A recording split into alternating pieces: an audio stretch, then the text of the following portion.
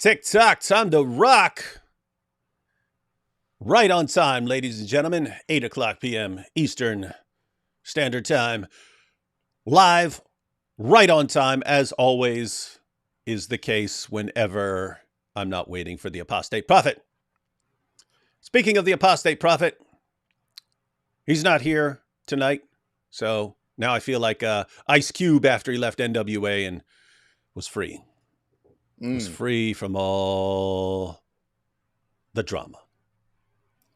So I know nothing about that. I am way too white to follow that stuff. What are you talking about? Your name is literally Mike Jones. You know all that stuff. Yep. Listen, that's after all the surgery. You know, I really just adapted to my new role. Hey, Mike, before we get started, I'm sure pretty much 98% of people here know who you are, but for the 2% who don't, why don't you tell everyone who you are and what you do? I am Michael Jones. I run Inspiring Philosophy, and I'm the bane of conspiracy theorists on TikTok. I just had to post a video today because someone on TikTok made a video saying if you sing the happy birthday song, it's demonic, and you're going to shorten your lifespan. In fact, if we stop singing the happy birthday song, we could live hundreds of years, is what he said. So, yeah, that was posted to Twitter, TikTok, Instagram today because that's the kind of stuff I have to deal with now. Isn't it wild? I mean, on the one hand, we have so much access, instant access to so much information, but we also have, but really stupid people also have instant access to viewers around the world. Yeah. They remember when we used to think that if we just got everyone more books and more information, everyone would be smarter. That was false. That was very false. Oh, yeah.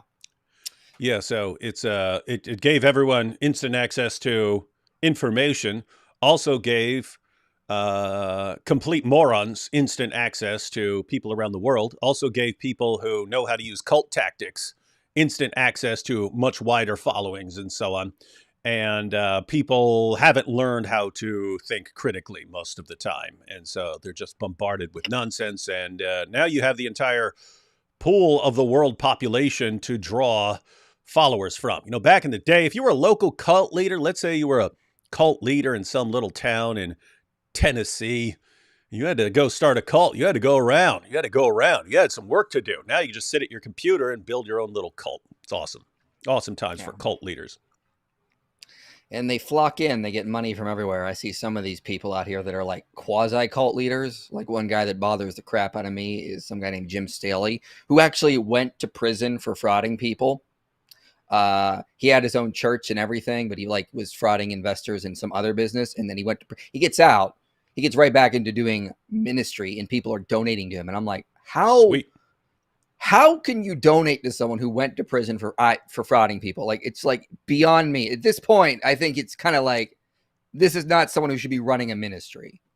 Yeah. You remember Peter Popoff? That's a little before your time, but you remember Peter Popoff? Name sounds familiar. Vaguely. Peter Popoff was one of these healing preachers and so on, who would he'd be at one of his revival services, and he'd be and the Lord is telling me that a man named James has a back problem. Come forward, James. And then oh my goodness, God actually gave him the information. Then James would come forward and so on. Anyway, the Amazing Randy. You remember him? That was way back in the day. Remember the Amazing Randy? Uh-huh. I remember Amazing Randy. Yep. Yes. Yeah. So the Amazing Randy would go around. He was a magician, but since he knew the magician's game, he would go around exposing people who were claiming to do things for real, like people who were claiming to use telekinesis to move things, or people who could bend spoons and so on. So he liked to debunk things. Anyway, he goes into Peter Popoff revival meeting with a radio, examining the various radio frequencies in there, and then he finds the frequency that's been being used to go to Peter Popoff's earpiece, and it's Peter Popoff's Uh, Peter Popoff's wife is on the line, and Amazing Randy's recording it. She's going, "Hey, you hear me? Okay. If not, you're in trouble." Anyway, the next guy's going to be named Tim, and Tim has put on his prayer card that he's having financial difficulties and blah blah blah. And then so you'd see him, and the Holy Spirit is telling me that there's a man named Tim who's going through some financial difficulties. Come on down so I can give you the miracle spring water. And so he was exposed for a while. He was exposed, and everyone's like, "Oh my goodness!" Whenever I click on TV in the middle of the night, he's up there with his infomercials and stuff. And I will give you the miracle spring water. Just come and hear all the testimonials of all the people who gotten rich after getting my miracle spring water. It's like, what do you have to do in this world all, to make people not trust you? all he has to do is convert to Islam. He'll get a whole bunch of new followers that are willing to buy his miracle spring water from the Zamza spring. Zamzam. This Zamzam water, and 100% pure. they will defend him until he dies. So he needs, you're a scammer, ladies and gentlemen. There is a religion for you. Andrew Tate guarantees you'll get a brand new bunch of followers who will defend you until you die. You can run a pornography business. You can have multiple women that you're sleeping with that you're not married to. You can do anything you want with underage girls. You can sell drugs. I mean, you'll just be defended. Go for it.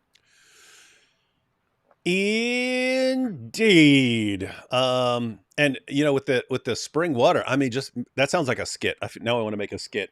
It'd be like he's a drug dealer. The dude's a drug dealer. He's selling blessings, but he's selling the packets of Zamzam water. It's like, hey, I got the good stuff here, man. I got that Zamzam, 100% pure Zamzam, to help you get better. Yeah, the Zamzam, man. Another issue as we're getting started, IP, is something I've noticed for a long time, and it's connected to the Muslim Cowboy. By the way, everyone, we're going to be talking about some of the Muslim Cowboy stuff because he's been saying some really, really stupid stuff and enraging people like inspired. He is my favorite da'i now. I swear, he has taken the cake. He is now my favorite da'i because anytime I see a tweet from him, I just know what's going to follow is going to be hilarious. And I'm never wrong. I mean, even in like videos he's done to reply to me, they are so much fun. I really hope he keeps like replying to stuff of mine in the future because, oh my gosh, do I have fun with him. He is my favorite da'i. Yeah, I do. I like him too. I just don't. I think he's so incredibly stupid and sloppy in some of the things that he says. I don't think he's going to last. You know what I mean? It's like he's going to burn out too. He's going to burn out too fast. The rest of the Dawa guys, they come out and put themselves forward. By the way, guys, if you're a grifter and aspiring to be a champion grifter, it's an easy pattern right now because you have the Ummah. You have the Ummah. The Ummah is in panic mode because of what they call, we didn't come up with the name, they came up with it, what they call the avalanche of apostasy. The apostasy rates basically went from around 0%, from around 0% to around 24, 25% in a period of like 15 years. So they're looking at that going, whoa, we're in all kinds of trouble. We're in a lot of trouble here. Back in the day, if you go back to 2000, the Muslim attitude was, we don't have to do anything. We could sit back and watch the show because our birth rates are so much higher than everyone else. We're eventually just going to outnumber everyone. So we can literally sit back and do nothing and we win. Then the apostasy rates shot up. Thanks to a bunch of critics of Islam exposing the lies of the Dawah clowns. And in that period, Dawah shifted from the goal of Dawah shifted from converting people to keeping Muslims from leaving Islam. And the methodology changed, right? When your goal is to convert other people to Islam, you have to say what's appealing to them. That's when you got, oh, Muhammad was a champion of women's rights for all you people who like women's rights. Oh, Muhammad is a champion of science for all you people who are interested in science. Whatever you believed in, Muhammad was the champion of it because it was meant to appeal to a non-Muslim audience. And back then, if you said, hey, Muhammad had sex with a 9-year-old girl, liar, there's a lie spread by Islamophobes. They had to pretend these things weren't real because you can't have that information spreading around. If you do, then you're destroying your ability to win these converts. But once the apostasy rate started skyrocketing, the emphasis shifted to keeping Muslims confident. but then it wasn't the goal. The goal wasn't so much. I mean, they keep in mind they're still trying to win converts and so on. But I'm talking about the main overarching goal has shifted to keeping Muslims from leaving Islam. So then you have to actually defend Islam in a way that's appealing to Muslims, and that involves much more chest thumping. We strong, they weak, they weak, we strong.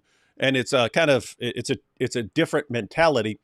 But it's also shifted in terms of now they'll shout it from the rooftops that they believe in child marriage, which 15 years ago they called you a liar for. They called you an evil liar, repeating Islamophobic nonsense. Now almost all of them will admit it, and a lot of other stuff about Islam. And so, but what's actually happening is they're focusing on keeping Muslims happy by just bragging about all this stuff. And yes, of course, Muhammad did all this stuff. Him strong than them, right? Um, and in doing that, they're accidentally making a bunch of new enemies from people who are going, wait, you guys do believe this? Me. Oh, man. Yeah, you mean all this stuff that these guys were saying and you said they were liars? It's true? Wait a minute. We were calling those guys Islamophobes too, but it's all true? Those guys were telling the truth for all those years and you guys were lying? Oh, my goodness. You do believe in all this stuff? That was kind of your reaction, right, when you saw them defending this stuff? Oh, well, it all started because Daniel Hakikachu decided to challenge me to a debate on child marriage. And I was like, yeah, let's do this. Okay, sure. Yeah, you want to ignite me? Let's do it. So that's how I kind of really got the ball rolling in this area, was because, and I even had someone you don't like on my channel, but I get along with him, is Javed Hashimi. And I told him flat out, look, I probably wouldn't be here attacking Islam like I am if it wasn't for what Hakikachu did. And even he admitted on my channel, yeah, he did all the damage in that debate. You didn't even have to say anything. He was the one destroying Islam from within just from that debate. You could have got up there and said absolutely nothing. He would have just made Islam look bad on his own. Yeah, and that's the thing that's going on, right? So now you have, instead of them picking their Dawa guys based on who's going to be most appealing to a Western audience, their Dawa guys are being propped up by a community, and they're defending Islam for that community. Of course, we believe in child marriage, and child marriage is good.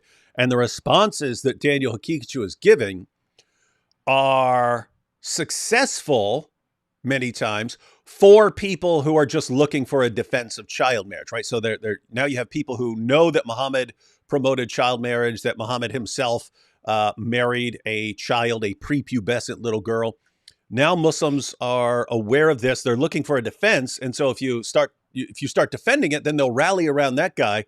And they're just not getting the fact that it looks massively horrifying and disturbing to non-Muslims. And so that's this kind of cycle that we're caught in now, is that. And you gotta think, like, what is it doing to the women in Islam? Is this really what they want? I mean, I've talked to some ex-Muslim women on TikTok who have moved to the West out of places like Afghanistan, and they immediately have deconverted. Some became atheists, some became Christian, because they always felt like they were being mistreated in the Islamic world. They were second-class citizens, and now they're also seeing it front and center in the social media world, and they're getting out of it. I've talked to several ones, and they're terrified, of course, of family members finding out for their own safety. But I mean, like, yeah, we're seeing this all over. It's really interesting to watch them just sort of do this stuff. And, what's funny is, like, Daniel Hakikachu even cited a book in the past by someone named M. Stephen Fish. The title of the book is Are Muslims Distinctive? Well, I read that book because I was sure he wasn't getting it right. And sure enough, he was cherry picking it, because the book basically showed that in the Islamic world, women have lower education, lower literacy rates, and lower life expectancies compared to women outside of the Islamic world. And Fish spends a lot of time trying to see if he can rule these things out by other factors. Like, could it become from cultural aspects, regional aspects, associations with economy? It's still there. It's still associated with Islam, regardless of all these other factors. So, yeah, it's a horrible religion for women. It causes so many problems, including, like, you live less. Like, it lowers your life expectancy to be a Muslim woman, as the book Are Muslims Distinctive has found. So I cannot even imagine why you as a woman would convert to this religion or join it unless you've just been utterly lied to. Yeah, and This is all very, very interesting to watch. On the issue of women, there have been tons of studies on that, but you look at the various organizations that have done the studies of how women are treated in various countries around the world, and they'll use criteria like, are there are what is a girl's access to school? Um, what's the gap when a woman has a job? What's the gap between her wages and a man's wages for doing the same thing, and so on? What rights does a woman have? What rights does a woman have if she wants a divorce, or with if there's a divorce? What rights does a woman have with the child, and so on? And when you look at those studies, it's always 11 out of the 12 worst places in the world for women are Hmm. Muslim majority countries. 18 out of 20 of the worst places in the world are Muslim majority countries. You always get results like that. And so it's just, yeah, it's really interesting. If Islam is really great in the ways Muslims say it is, why does it always produce Sharia compliant hellholes that no one Yeah. wants to live in? I have been trying to get someone like Muhammad Ajab, or what was that guy on Twitter, Suleiman? Some big Muslim apologist to debate me on which is better for humanity, Christianity or Islam. So far, no takers. Yeah, they won't touch it. I've not heard. Yeah, I mean, like, let's do this. If you guys think Islam is the solution of the world, let's have a debate on that. So I've been trying to get. I would like to have a sizable account. I'm not just going to debate some guy off the street, but someone to debate what you think is better. Because I have found a ton of research, David, that really just points out to some harmful effects from Islam, especially at regional and national levels, to just show like this horrible effects that flow out of Islam. And so I've been collecting that data for a while now, hoping to just try to get a debate to discuss this with a Muslim. So far, no takers. Yeah, that's a topic that someone like Daniel Hakikachu would have debated you on, but now that he knows that you will read all the sources that he's going to completely misrepresent, Uh huh. he won't try it. He would take that debate, just not against you. He would take it against someone else who's not going to read all those sources, and which would allow him to Yeah. completely Plus, deceive people. I've already debated him, and he did horrible. So like, what would it's like, what is he gonna have to gain by going back into that thing? Because I have so much research I can throw out that he would not have time or the ability to deal with, and you just can't, because these are just facts. Like, I'm citing, like, numbers don't lie at the end of the day, and I have numerous studies finding similar results on multiple ways. So what are you going to do about that? There's nothing you can do about that. So the best thing they could do is just avoid the topic and pretend it doesn't exist. And so Muslims are now, the takeaway here is Muslims are now in this mode where their dawah guys are people who are propped up by the Muslim community for attacking non-Muslims and defending Islam again, for trying to keep Muslims from doubting their religion. And this has a lot to do Hmm. with chest thumping and we're so strong and things like that, which is repulsive to lots of other people around the world.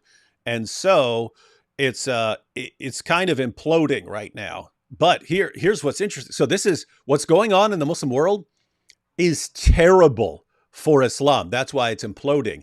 It's wonderful for the Dawa guys. For the Dawa guys, if you want a quick path to get a bunch of instant followers and to become instantly popular and to get piles of money for a while, won't last forever, but a couple of years, 5 years, something like that.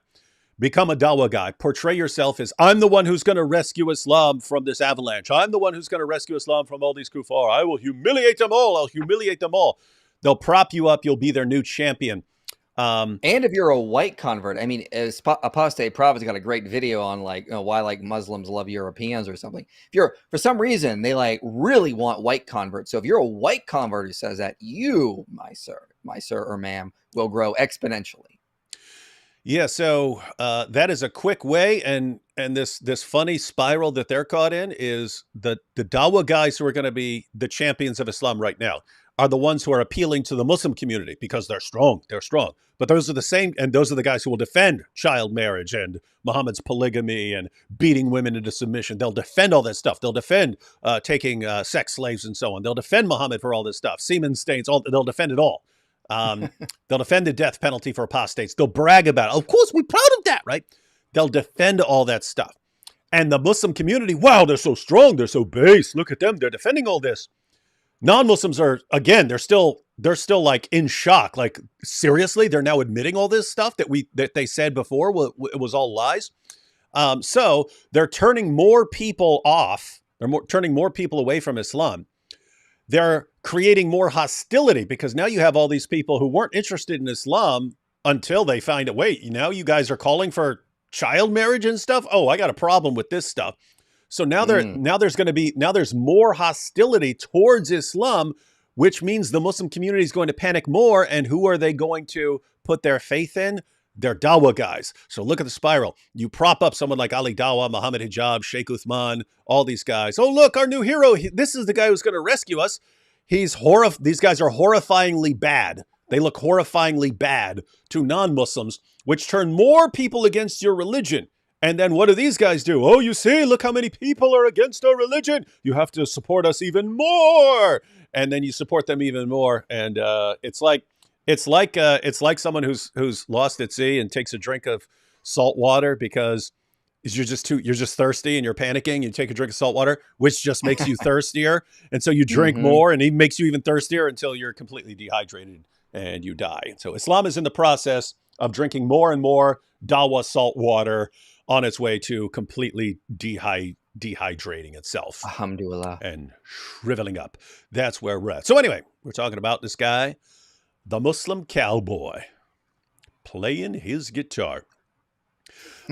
So yeah, we've got a couple of video clips. We've got some tweets. Me and AP were talking about him the other day. And we were going through a couple of tweets. One of them was he was responding to you and schooling you. The Muslim cowboy is schooling you on humiliating you on logical fallacies. But anyway, dude, I love when he specifically thinks he can school me on that, which I always find adorable because not only does he just like make it worse, he clearly doesn't understand how these fallacies are used or when you can use it. Like, the common one is you think an insult is automatically an ad hominem, but he's even worse than that. He just like throws out names of like, you committed bandwagon, ad hominem, genetic fallacy. Like, you're just listing fallacies you Googled, right? Like, you don't actually know what these mean, obviously.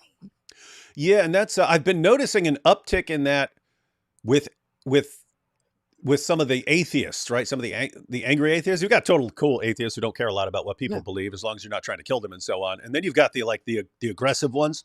But it reminds that same thing. You see it from certain Dawa guys, and you see it from people like rationality rules. Well, that's a fallacy. That's a fallacy. That's a fallacy.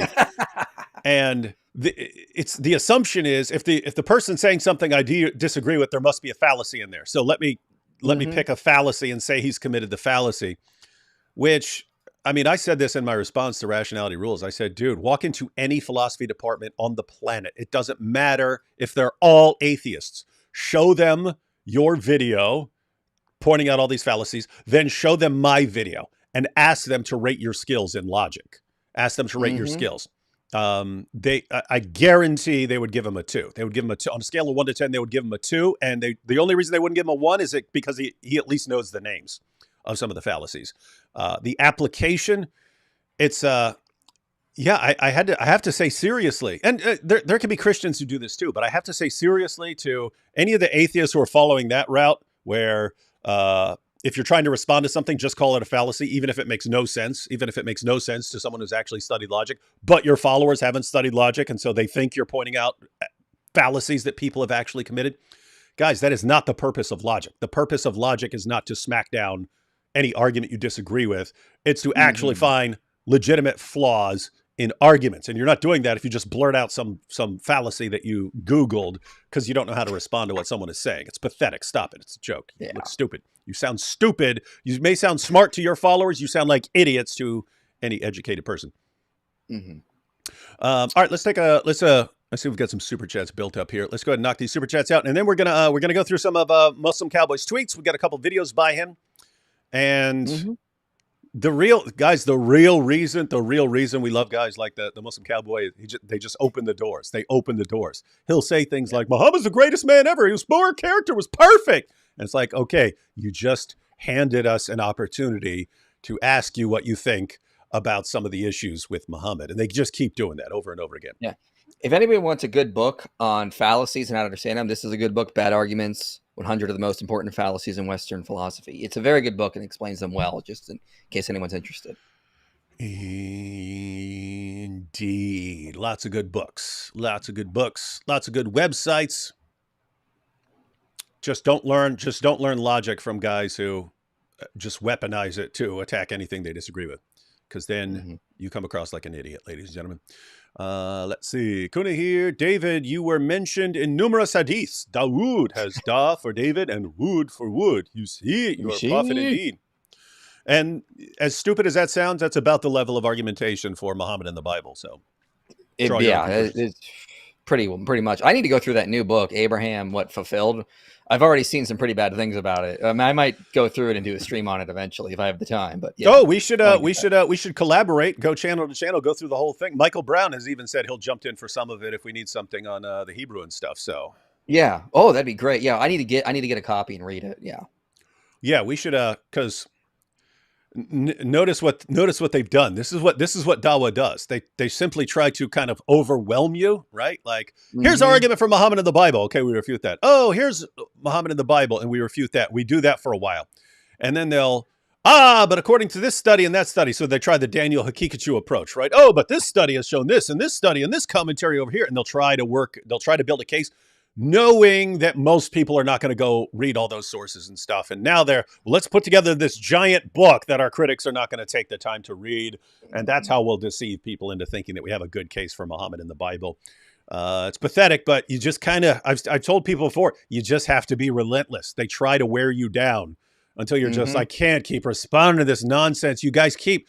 And it's just amazing. It's like the Dawa guys, they lie about something, you expose it, and then they come up with a new lie, and then you expose it. And then they try to make the lie more elaborate. And they keep trying to make it like bigger and bigger and bigger until you just get sick of responding to it. And then you see it's so powerful, they won't respond to it. And it's like, no, you just have to be relentless. The bigger they get, you just have to keep doing it. But what's amazing is you could catch these guys in 50 different lies along the way. It never affects their followers. It just, the followers just don't care. It's like their followers have absorbed the idea. Yeah, these guys are deceivers. That's what they do. That's what our religion celebrates. Absolutely. Yeah. Hey, you seen this? I wasn't sent by the Jews. I was sent by Corn Pop. You see, it's the name Eli Ezra Copter. You seen the name Eli Copter? Yeah. The helicopter. Yeah. Yeah. I saw that. Eli Copter. Bala, this cowboy can wrangle me any day. That's from Goat Hub, the Muslim Cowboy's favorite website. I'm surprised he's not advertising for it. Amazing Randy claimed in an interview he had a recording of Peter's wife saying racist things, but I don't think it ever got released. You don't know about that? Yeah, so that wouldn't surprise me at all. The surprising part is that you can be recorded doing all that, scamming people, and just make a comeback like nothing ever happened. Yeah. Now that AP is no longer a Muslim but an atheist, but an atheist apostate, D. Wood fires him. You see, he was always a secret atheist. Yeah, so AP has downgraded his atheism to agnosticism.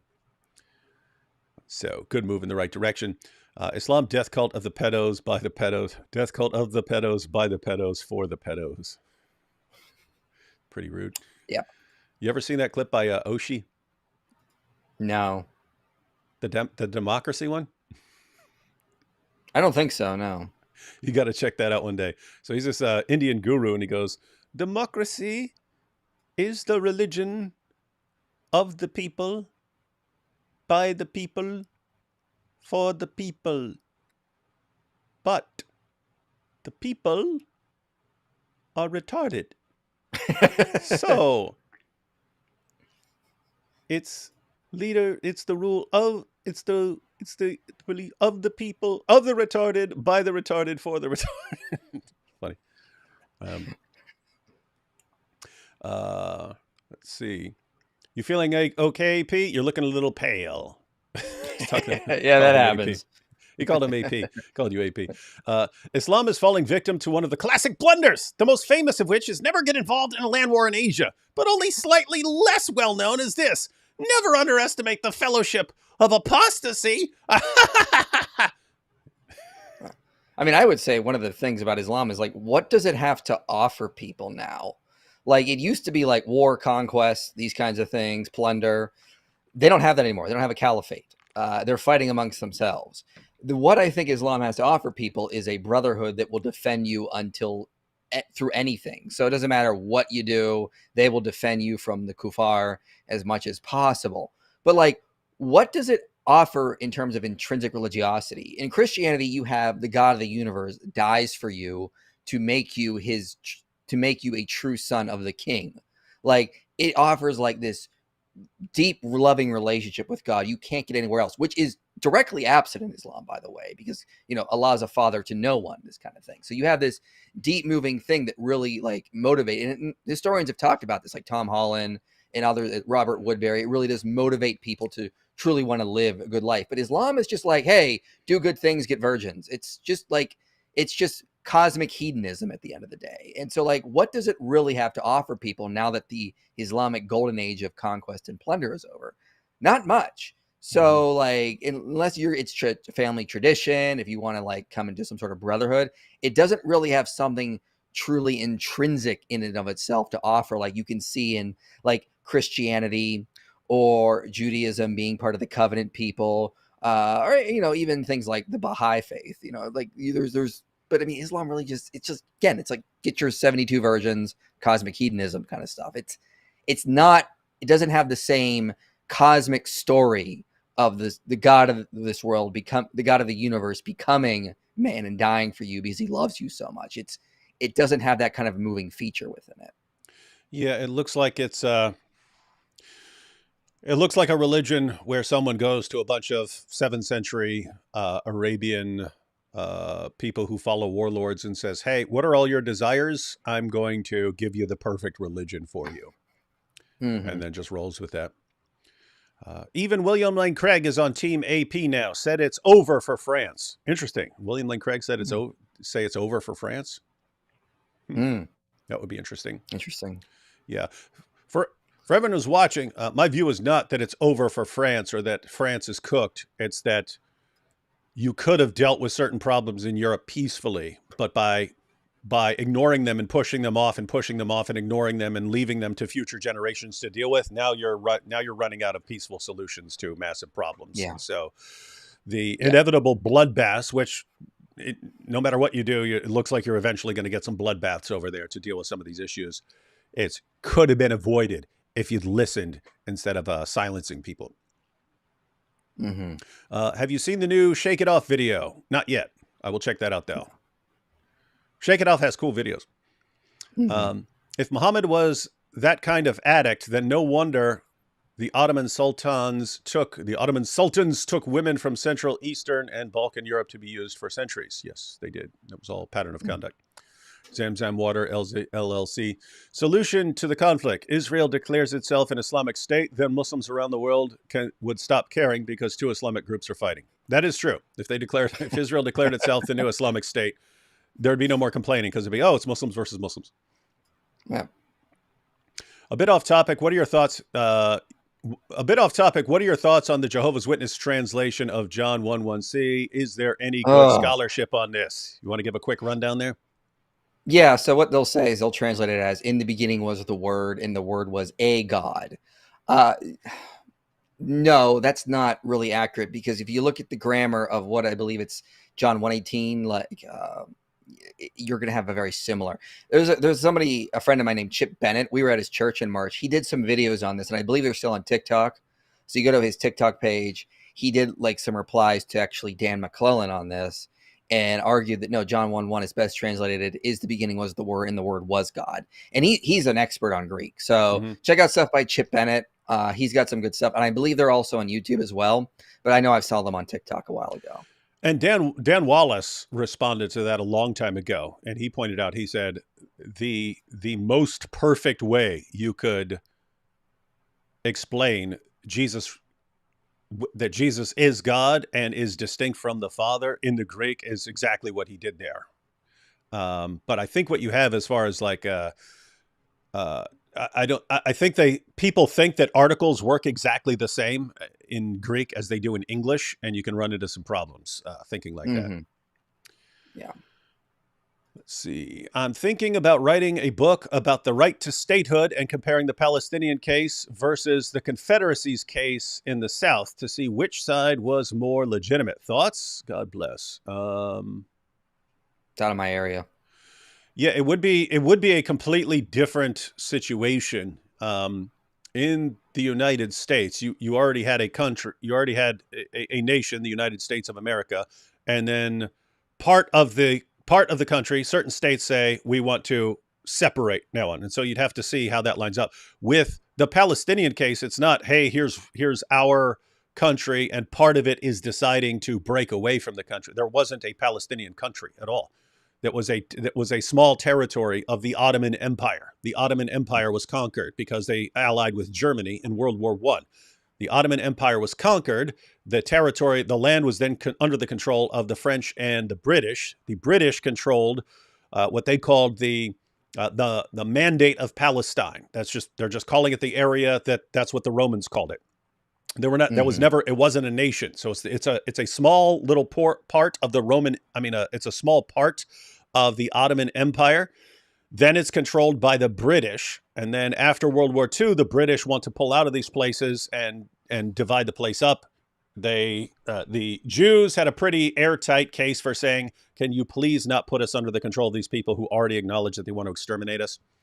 And the Hmm. British said, that makes perfect sense. So you take this little piece of land, they'll take this land, and then everything will work out.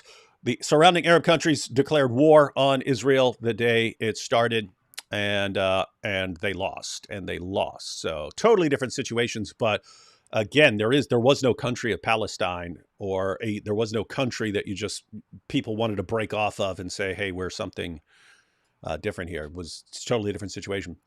But I mean, notice you could write something about that and explain all that, and some other cases, and you do have other cases uh, that are not the same, but in the same ballpark, like India and Pakistan, right? That was all, it was very similar. The British are pulling out. They say, wait a minute, we can't leave all the Muslims under the control of Hindus. We can't leave these Hindus down here under the control of Muslims. What are we going to do? Let's divide the place up so that Hindus are in control over here, Muslims are in control over here, and hopefully that avoids the bloodbath. And it Hmm. didn't. It didn't. But some similar situations. Tips to start on YouTube. There are YouTube channels who won't debate a nobody like me. I like theology, polemics, apologetics, political, and philosophy of logic. Any quick insights there, IP? Yeah, well, I totally understand. I mean, I'm not going to debate someone who doesn't have a following at this point because it's just not worth my audience time. I mean, I'm really trying to limit that as well in terms of channel size. Build up an audience first, then we can talk so that it's worth my audience's time, given the size of like my platform. And this is the tactic I got from Muhammad Ajab. He does the same thing. So if you think I'm not being fair to Muslims, that's what he does. So start doing shorts is what I would say, Ben. Do that. Do a lot of shorts because people go through shorts like they go through like channel surfing, and that's how people are going to find your stuff. Put some time in them, making them quality shorts. So get a good mic, edit them so you have cuts. You want a short that's going to like actually do a lot of jump cuts because those jump cuts keep people's attention. So don't just record yourself for 1 minute. Like record your like a segment, then another segment, then another segment. Do a bunch of those, and when you get some enough of an audience, around 1,000 subscribers, then start trying to do some live streams. You'll get like 2 or 3 people watching at first, but if you keep doing it regularly every week, you'll get more and more people. I'd say that's the path to go to start building up an audience.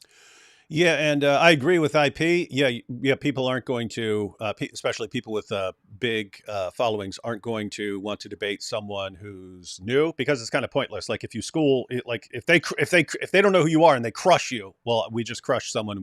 No one knows who you are, uh, and so it's like what's the point? So yeah, you have to build up kind of a following first. But just keep in mind, you don't have to get someone to agree to debate you to respond to their stuff. You can watch Mm-hmm. someone's video that you want to respond to who isn't going to debate you. You can download that person's video, cut out the argument that you want to respond to, and make a video of you responding to that person's argument. And that is a good way. That is a good way to go on YouTube. That is a good way to get started, responding to people's stuff. Because now, even though you're not debating this person with the big channel, You're responding to the person with the big channel. And if you give a good response, then people who were wondering what the problem with that person's argument, well, wow, this guy's got a good argument. And then they start following you. Mm-hmm. Yeah, absolutely. Couple more here. David, new Shake It Off video. Yeah. Best explanation of why people criticize Islam and why they should continue to. Very funny as well. I will check it out. Here's another one from the guy who just asked us about YouTube. My two favorite philosophizers. What Mm. what is both ends of correlation is not causation? I see many correlative things that do end up being a cause. So yeah, the problem, yeah, the correlation is not causation. It's just like if you step on a crack tomorrow and your mother breaks her back, 5 minutes later, you don't say, "Oh, okay, step on a crack, break your mother's back." Those things are connected. There's a correlation. One happened right after the other. That doesn't mean that one thing caused the other. So yes, sometimes there's Yeah. correlation. Sometimes there's correlation and causation. These things are connected, and one caused the other.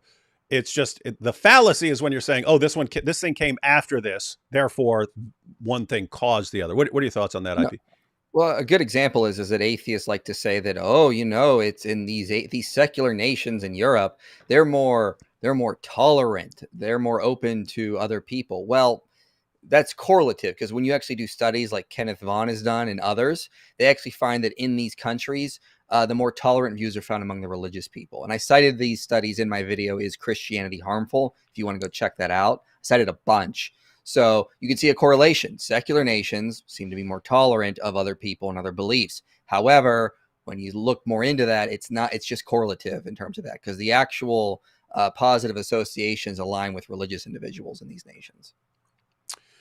Indeed. No. Okay, but can IP give me an objective test to tell apart a 9-year-old girl from a woman whom Allah made look like a 9-year-old girl? Didn't think You so. see? So IP, how would you tell the difference between an actual 9-year-old girl and a grown woman that Allah has made to appear like a 9-year-old girl? I, The I answer is couldn't, because Allah is the best of deceivers. that's right. Once you have an Yeah. omnipotent deceiver at your disposal, Anything is possible. so much can be explained. Good. I'm looking at this book, Abraham Fulfilled. You know what we could do is, I'm looking at the chapters. We could do like one live stream on chapter 1, then a live stream on chapter 2, maybe 2 on 3, but then like 1 on 4. We could do like a couple live streams and just go through like one chapter. Mm-hmm. Yes, we can. Good analogy or no? People say don't boost in birth rates by having babies to help the Earth climate is like me saying to help your hunger, don't eat. So I guess the claim is a boost. People say, I don't know. I don't no, get it. no, I get it. I'm just saying exactly what he means here. Don't boost in high birth rates by having babies to help the Earth climate is like me saying, oh, I think it's saying don't have babies because the problem it's going to have on the climate is like saying, you've got a hunger problem, so don't eat. Mm-hmm. Yeah, the issue of claiming we shouldn't have babies because of the climate is just doesn't work like that. Mm-hmm. In other words, people adapt to things. You can be concerned about the climate and the environment and things like that, but the real problem is when you say, hey, we need to stop having kids because we need to reduce the human population to take care of the environment. The real problem is there are certain groups that don't listen to you. Mm-hmm. And so they're going to keep having 6 kids, 6, 8 kids, 6, 8, 10 kids in their families. And so they're going to outnumber you. And they might not even care about the environment, even slightly. And so you're basically, I find it interesting that people keep doing all this stuff that will ultimately destroy themselves. It's like feminism. Feminists had some good ideas, But if you go so far and, hey, we're going to end up like destroying marriage and aborting all the babies and so on, well, guess what? Then other groups are having more kids and they're going to come in and dominate you, and there went your feminism. In other words, the feminists are destroying their ability to be feminist in the future. It just takes a little time. But it's the same way with this. Matter of fact, I was heading to Ethiopia, and the layover was in Germany. And so I'm sitting there in Germany waiting for the flight from Germany down to Ethiopia. And there was a group of a few women there, young women, and they were being sent by the U.S. government. They were being sent by the U.S. government to Ethiopia to convince Ethiopians to have fewer kids for the environment. Now, guess what? Those representatives, young women representing the U.S. government, they may be able to pull that off with some people. Hey, have fewer kids. Who's the one group that's never going to listen to these girls? Muslims. Well, I'd say Muslims. I'd also say conservative Christians. There's people at my church that have like 12 kids or 5 kids. It's actually, pretty common. Mm-hmm. But Muslims definitely not listening to these white Western girls tell them how to live their lives. And like what the husbands are going to be listening to these ladies and so on. So what I was going to say the global birth rate has actually dropped exponentially. It's now 2.1 birth per females. Mm-hmm. So like it's almost below population replacement on a global level. So it's even declining in Muslim nations, actually. Yeah, and that happens with modernization. Basically, as a place modernizes and there are more opportunities for girls and women, then they don't get married off at 12 anymore. So they don't end up having 10 or 12 kids. You have girls who go to school and then go to college and so on, or get jobs or careers and so on. And so you just don't end up having as many children. And so the birth rates drop. But wherever you go, Muslims still have the highest birth rates. And if you go around telling everyone else, hey, reduce your birth rates, then if your country is below replacement, you got to get workers from somewhere. You don't have enough people entering the workforce to sustain your country. What do? You bring in other people. Who are you bringing in? You're bringing in Muslims because they got the biggest birth rates. Right. And so you're ultimately destroying everything you set out to do. Right. I learned my logic from Mike Winger. It's a good thing that's a joke. No one in the history of humanity learns logic from Mike Winger. Love both you guys. Content question: what would you recommend someone do if they are a sex addict, just like the great Muhammad, peace be upon him? Get some help immediately, because a sex addict is someone who literally can't control themselves. Like they have no self-control when it comes to sex, and that's why they need psychiatric help. A lot of actual sex addicts, like if you were to leave them alone in a room with a woman, they would immediately start making advances and probably do stuff they shouldn't because they can't control themselves. It's like an alcoholic around alcohol. They're going to drink it. So sex addiction is very dangerous, not just for the person, but the women or the people around them that could be victims. So get help immediately. Yeah, we've got some more super chats, but this is a good time to bring up some of the tweets. Right? Yeah. That's a perfect comment to bring up some of the tweets. So talking about sex addicts. And I made a video years ago that was just titled, it was one of my fun Islamic facts series. And one of them was just titled Muhammad was a sex addict. And then but people who read certain passages in the hadiths about Muhammad, they say, look, this guy's a sex addict. Mm-hmm. And normally Muslims flip out. How dare you say something like that about Muhammad? But that wasn't Muslim Cowboy's reaction. So let's go through a couple tweets here from our guy. And again, ladies and gentlemen, we already went through some of these in a previous live stream with AP, but Muslim Cowboy has reacted to some of his feedback. And so we're going through these to bring everyone up to date on what the later stuff is about. So someone, Fear Please, said Muhammad was a sex addict and actually shared the hadith here, Sahih al-Bukhari 5068.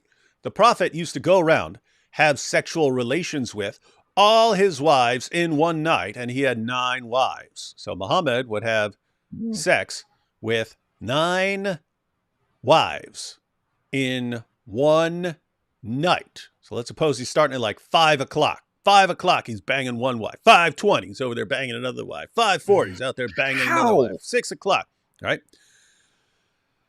And so the normal... This is actually one of the things that make me think these are just myths. Like, this just sounds like a myth. I think it's a myth, too. if it's true, then Muhammad had a problem. I've seen some people who try to explain Muhammad's thinking that he's receiving revelations in terms of temporal lobe epilepsy and so on, and they pointed out that that can be connected to like massively inflated sex drive. In other words, you can explain multiple things. I don't use that because I haven't studied it, and so I wouldn't actually know. But Yeah. I've heard people point that out, that these things can be, some of these problems can be connected. So if this, but here's the thing, from a Sunni Muslim historical perspective, this is as good as gold here, because you have multiple Sahih narrations in Islam's most trusted sources like Sahih al-Bukhari. And so from their method, this is as good as gold. For the rest of us who don't trust these things, could this be later Muslims who just are exalting Muhammad in every possible way, and they're saying, oh, he's this ultimate super giga Chad who'd bang all these wives in one night because he's so strong? Yeah, that could be made up. That could totally be made up. But for the Muslim cowboy, this can't be made up. But anyway, I just wanted to point out the normal Muslim response to this is, oh, come on, maybe he's not really having sex with all of them. Maybe he's just going around and, messing around with them a little bit, not finishing, or, but anyway, they'll come up with different possible meanings. It's pretty, if you read these passages, it's pretty clear what these passages are saying, because his followers are bragging and boasting about what a powerful what a sexual powerhouse. Oh Muhammad boy. was. Yeah. Who cares? Like, who cares? Like, if you think that's a good argument for Islam, there's something wrong with you. Like, who cares? Yeah, you see, so powerful. He boned. Anyway, well, what's crazy, IP, is there's a passage in the Hadith where Muhammad says that Solomon would sleep with 90 women in a single day. 90. And in that passage, and this is why you can't really say, as a Muslim, from a Muslim historical perspective, you have to grant that these are Sahih narrations, and so you can't get away from them. But for Muslims who would say, oh, this isn't really saying he's going to finish having sex with them. No, the parallel passage is Muhammad says that Solomon was even more powerful, and Solomon had sex with 90 wives in a night. And Solomon said, I'm going to get all of them pregnant. So he was actually talking about like finishing the deed with 90 different women in a single night. If he's talking about impregnating them, then he's not just fooling around with them. It's not just foreplay or something like that. He's actually completing the act. And so the correct response from an Islamic perspective is exactly what the Muslim cowboy does. Notice what he says. He says, I am too, and it's righteous. Plus, we get rewarded for having sex. Yeah. That's his response. So instead of denying it or saying, hey, stop insulting Muhammad, he just says, yes, I am too. I am too what? You gotta think about this. Like, clearly this first guy, Fear Please, was not using this as a compliment. Yeah, I know. So the Muslim cowboy agrees, with this clearly an insult, and somehow thinks that's a good thing. He clearly, the guy was not using sex addict in a positive light, which is what I got, which is when I quote tweeted this. Yeah, that would be like sharing one of the passages about Aisha and going, Muhammad was a pedophile. Muslim cowboy going, I am too, and it's righteous. Plus, we get rewarded for banging little girls. Yeehaw! Which is exactly what he says. He's just still under the delusion that somehow these aren't children, when his own sources call them children. His own sources call them children. No, she's a woman. That's not what it says. That's not what it says. It says she's a child. It says she's prepubescent. Your own sources specify. Matter of fact, we'll go ahead and look at one or two. But your own sources specify and call her child and call them children and so on. So anyway, he posted this. I am too, and it's righteous. I am too what? I'm a sex addict. So when he says I am too, that's also. So he's a sex addict. And who else is? Muhammad. He granted that Muhammad was a sex addict. Muhammad was addicted to sex. And so you responded, so Merciful Message admits his prophet suffered from a mental health disorder, and he thinks this is a good thing. Hide your daughters. Good comment. Hide your daughters. Hide your little girls. Hide them all. Seriously. Keep them away from this.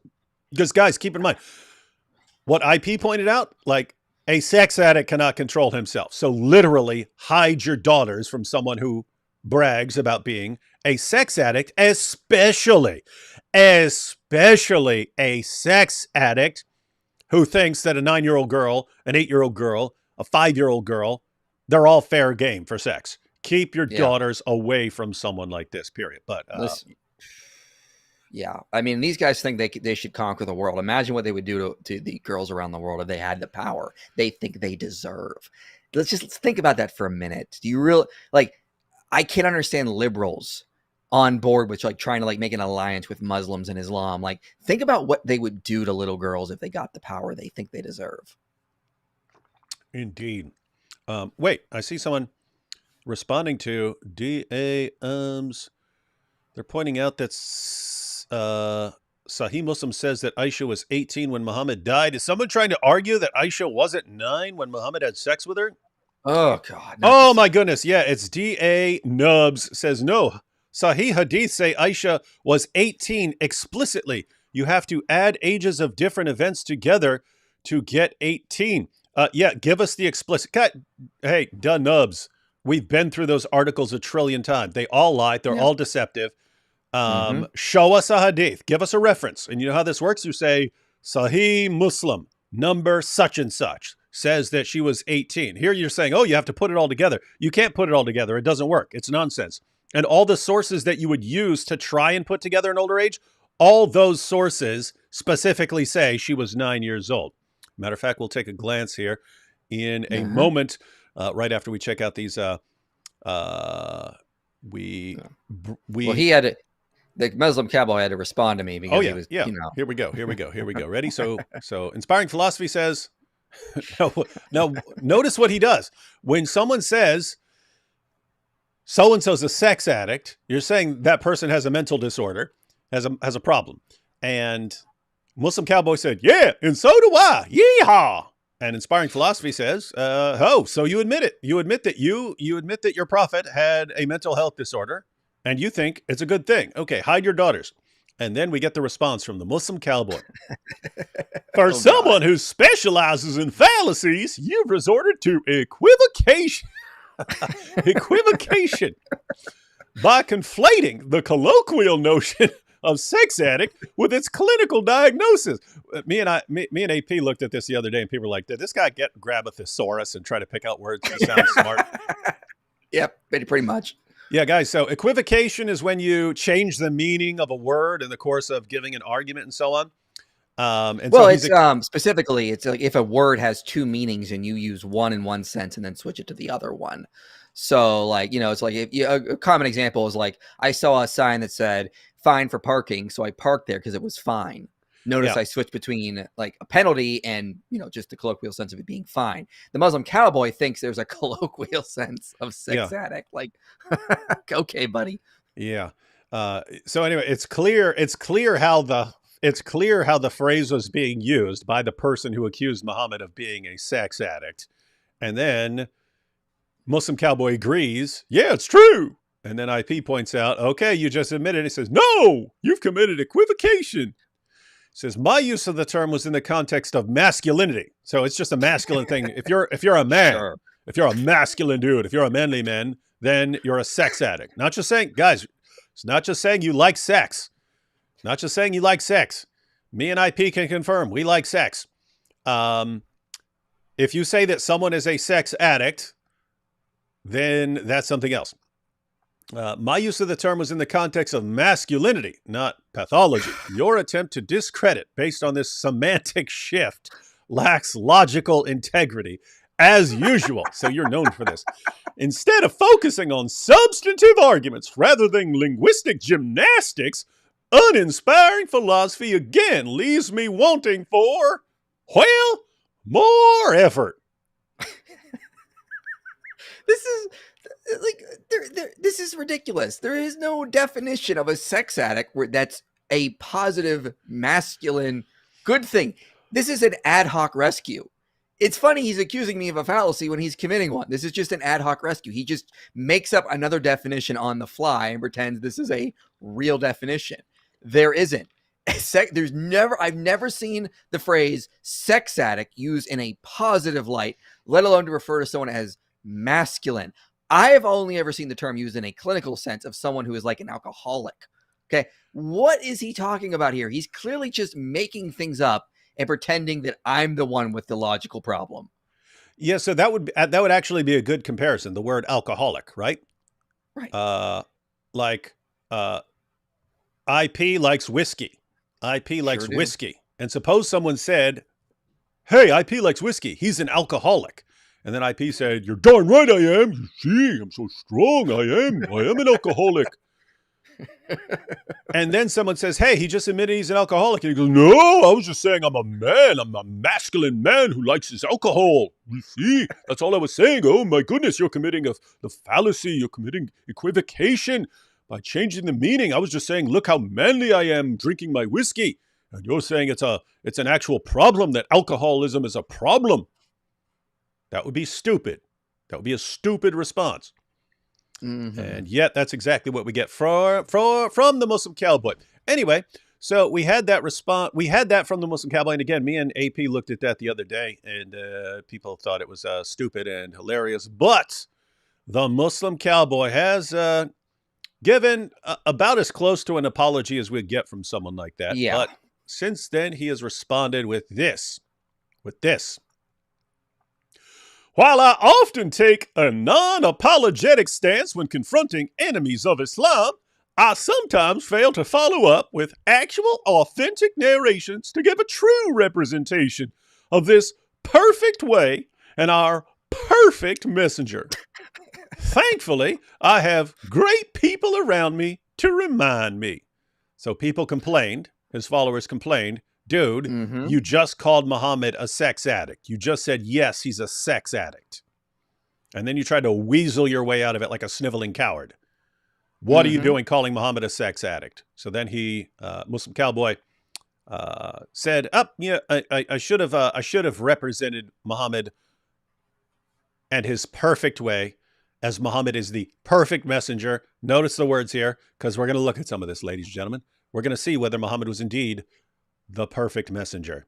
You know, this is the closest you're going to get to an apology. He doesn't even say, "I was wrong to call Muhammad a sex addict." So in the future, he says anything remotely like this, I'm just going to ask him, "Do you still think Muhammad's a sex addict? Do you admit you were wrong?" So someone go ask the Muslim Cowboy now on Twitter.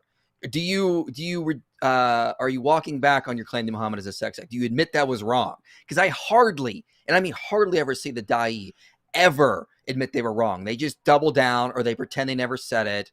Occasionally I'll get something here or there, but it's usually like a backhanded kind of way to get out of it. And so is he actually admitting it? He really needs to just come out and say, "I was wrong to call Muhammad a sex addict." Until then, we should keep bothering him on it. And you'd think that he would, right? I mean, you think, okay, Yeah.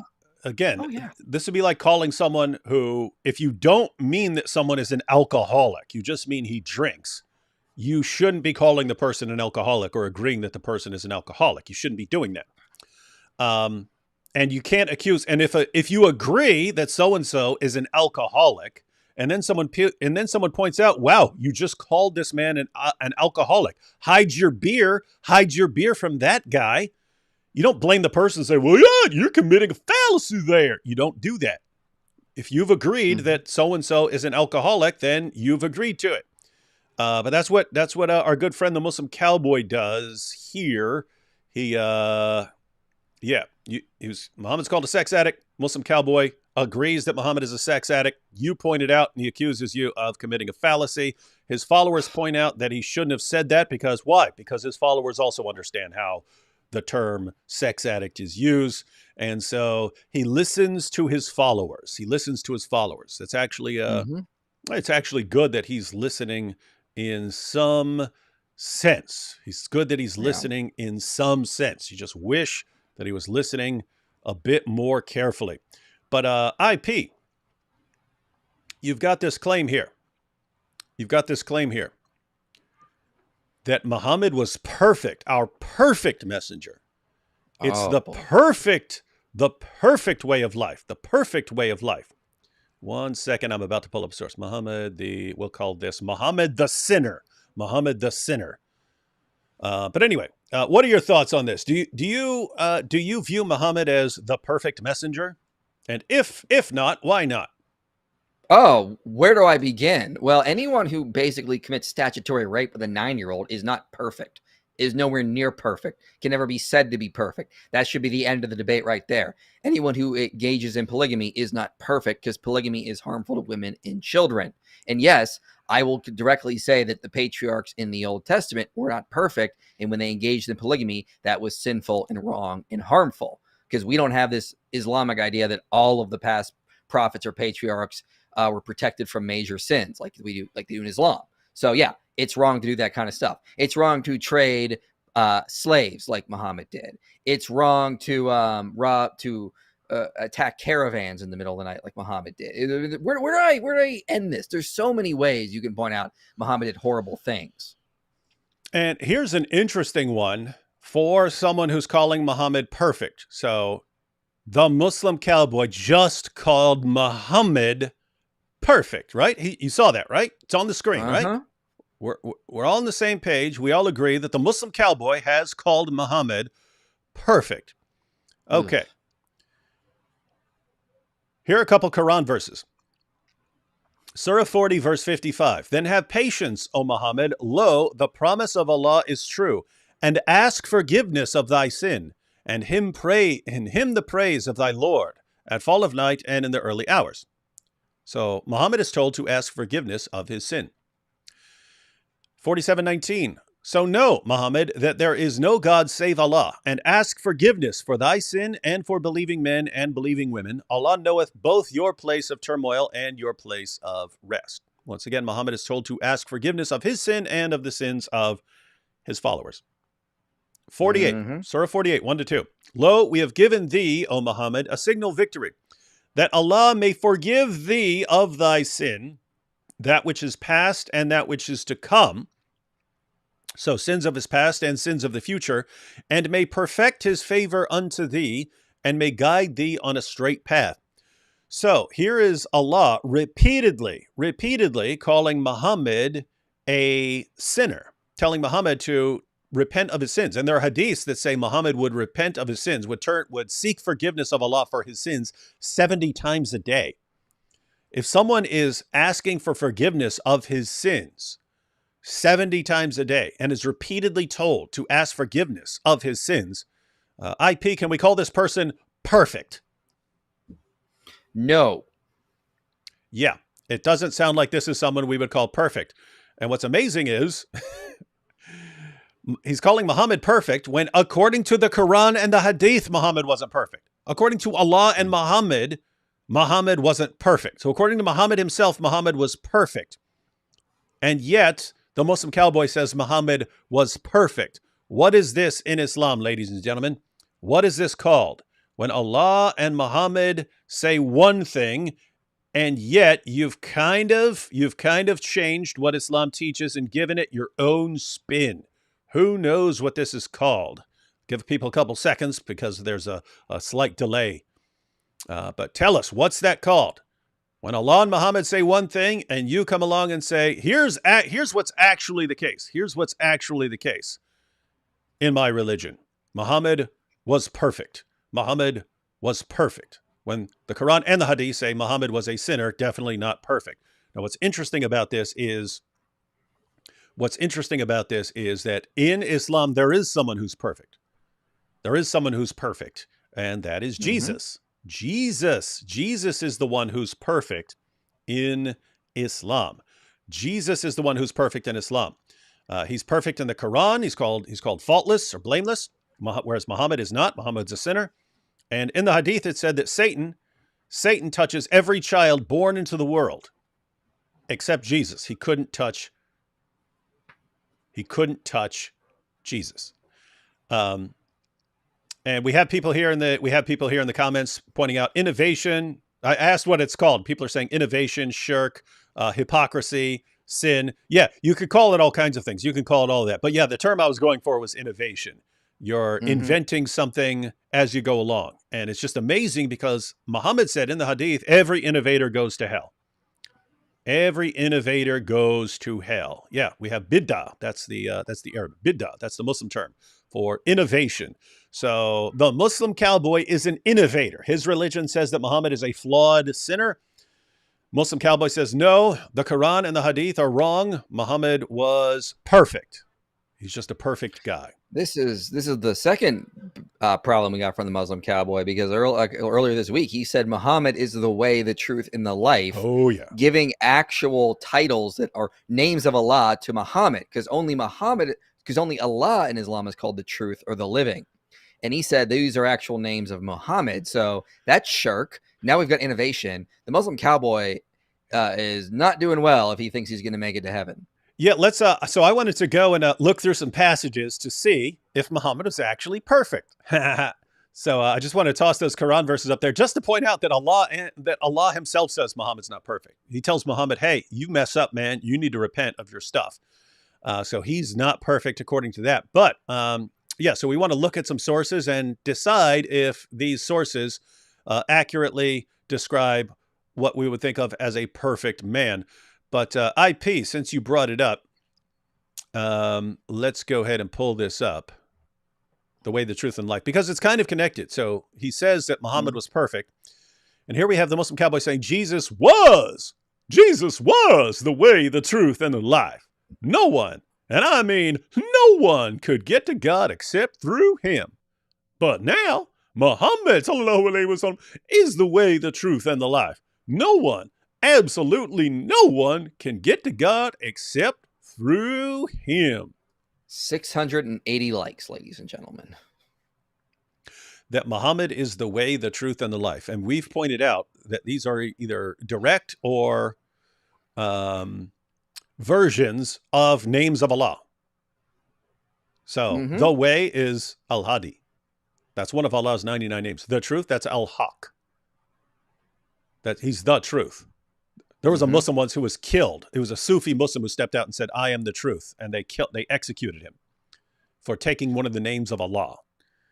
And here's a Muslim cowboy saying that Muhammad is the way, the truth, and the life. So you can actually call Muhammad names of Allah. Now, this is amazing. Can you call them all 99 names? Or are there certain names that are there some of the names that you can use for Muhammad and others you can't?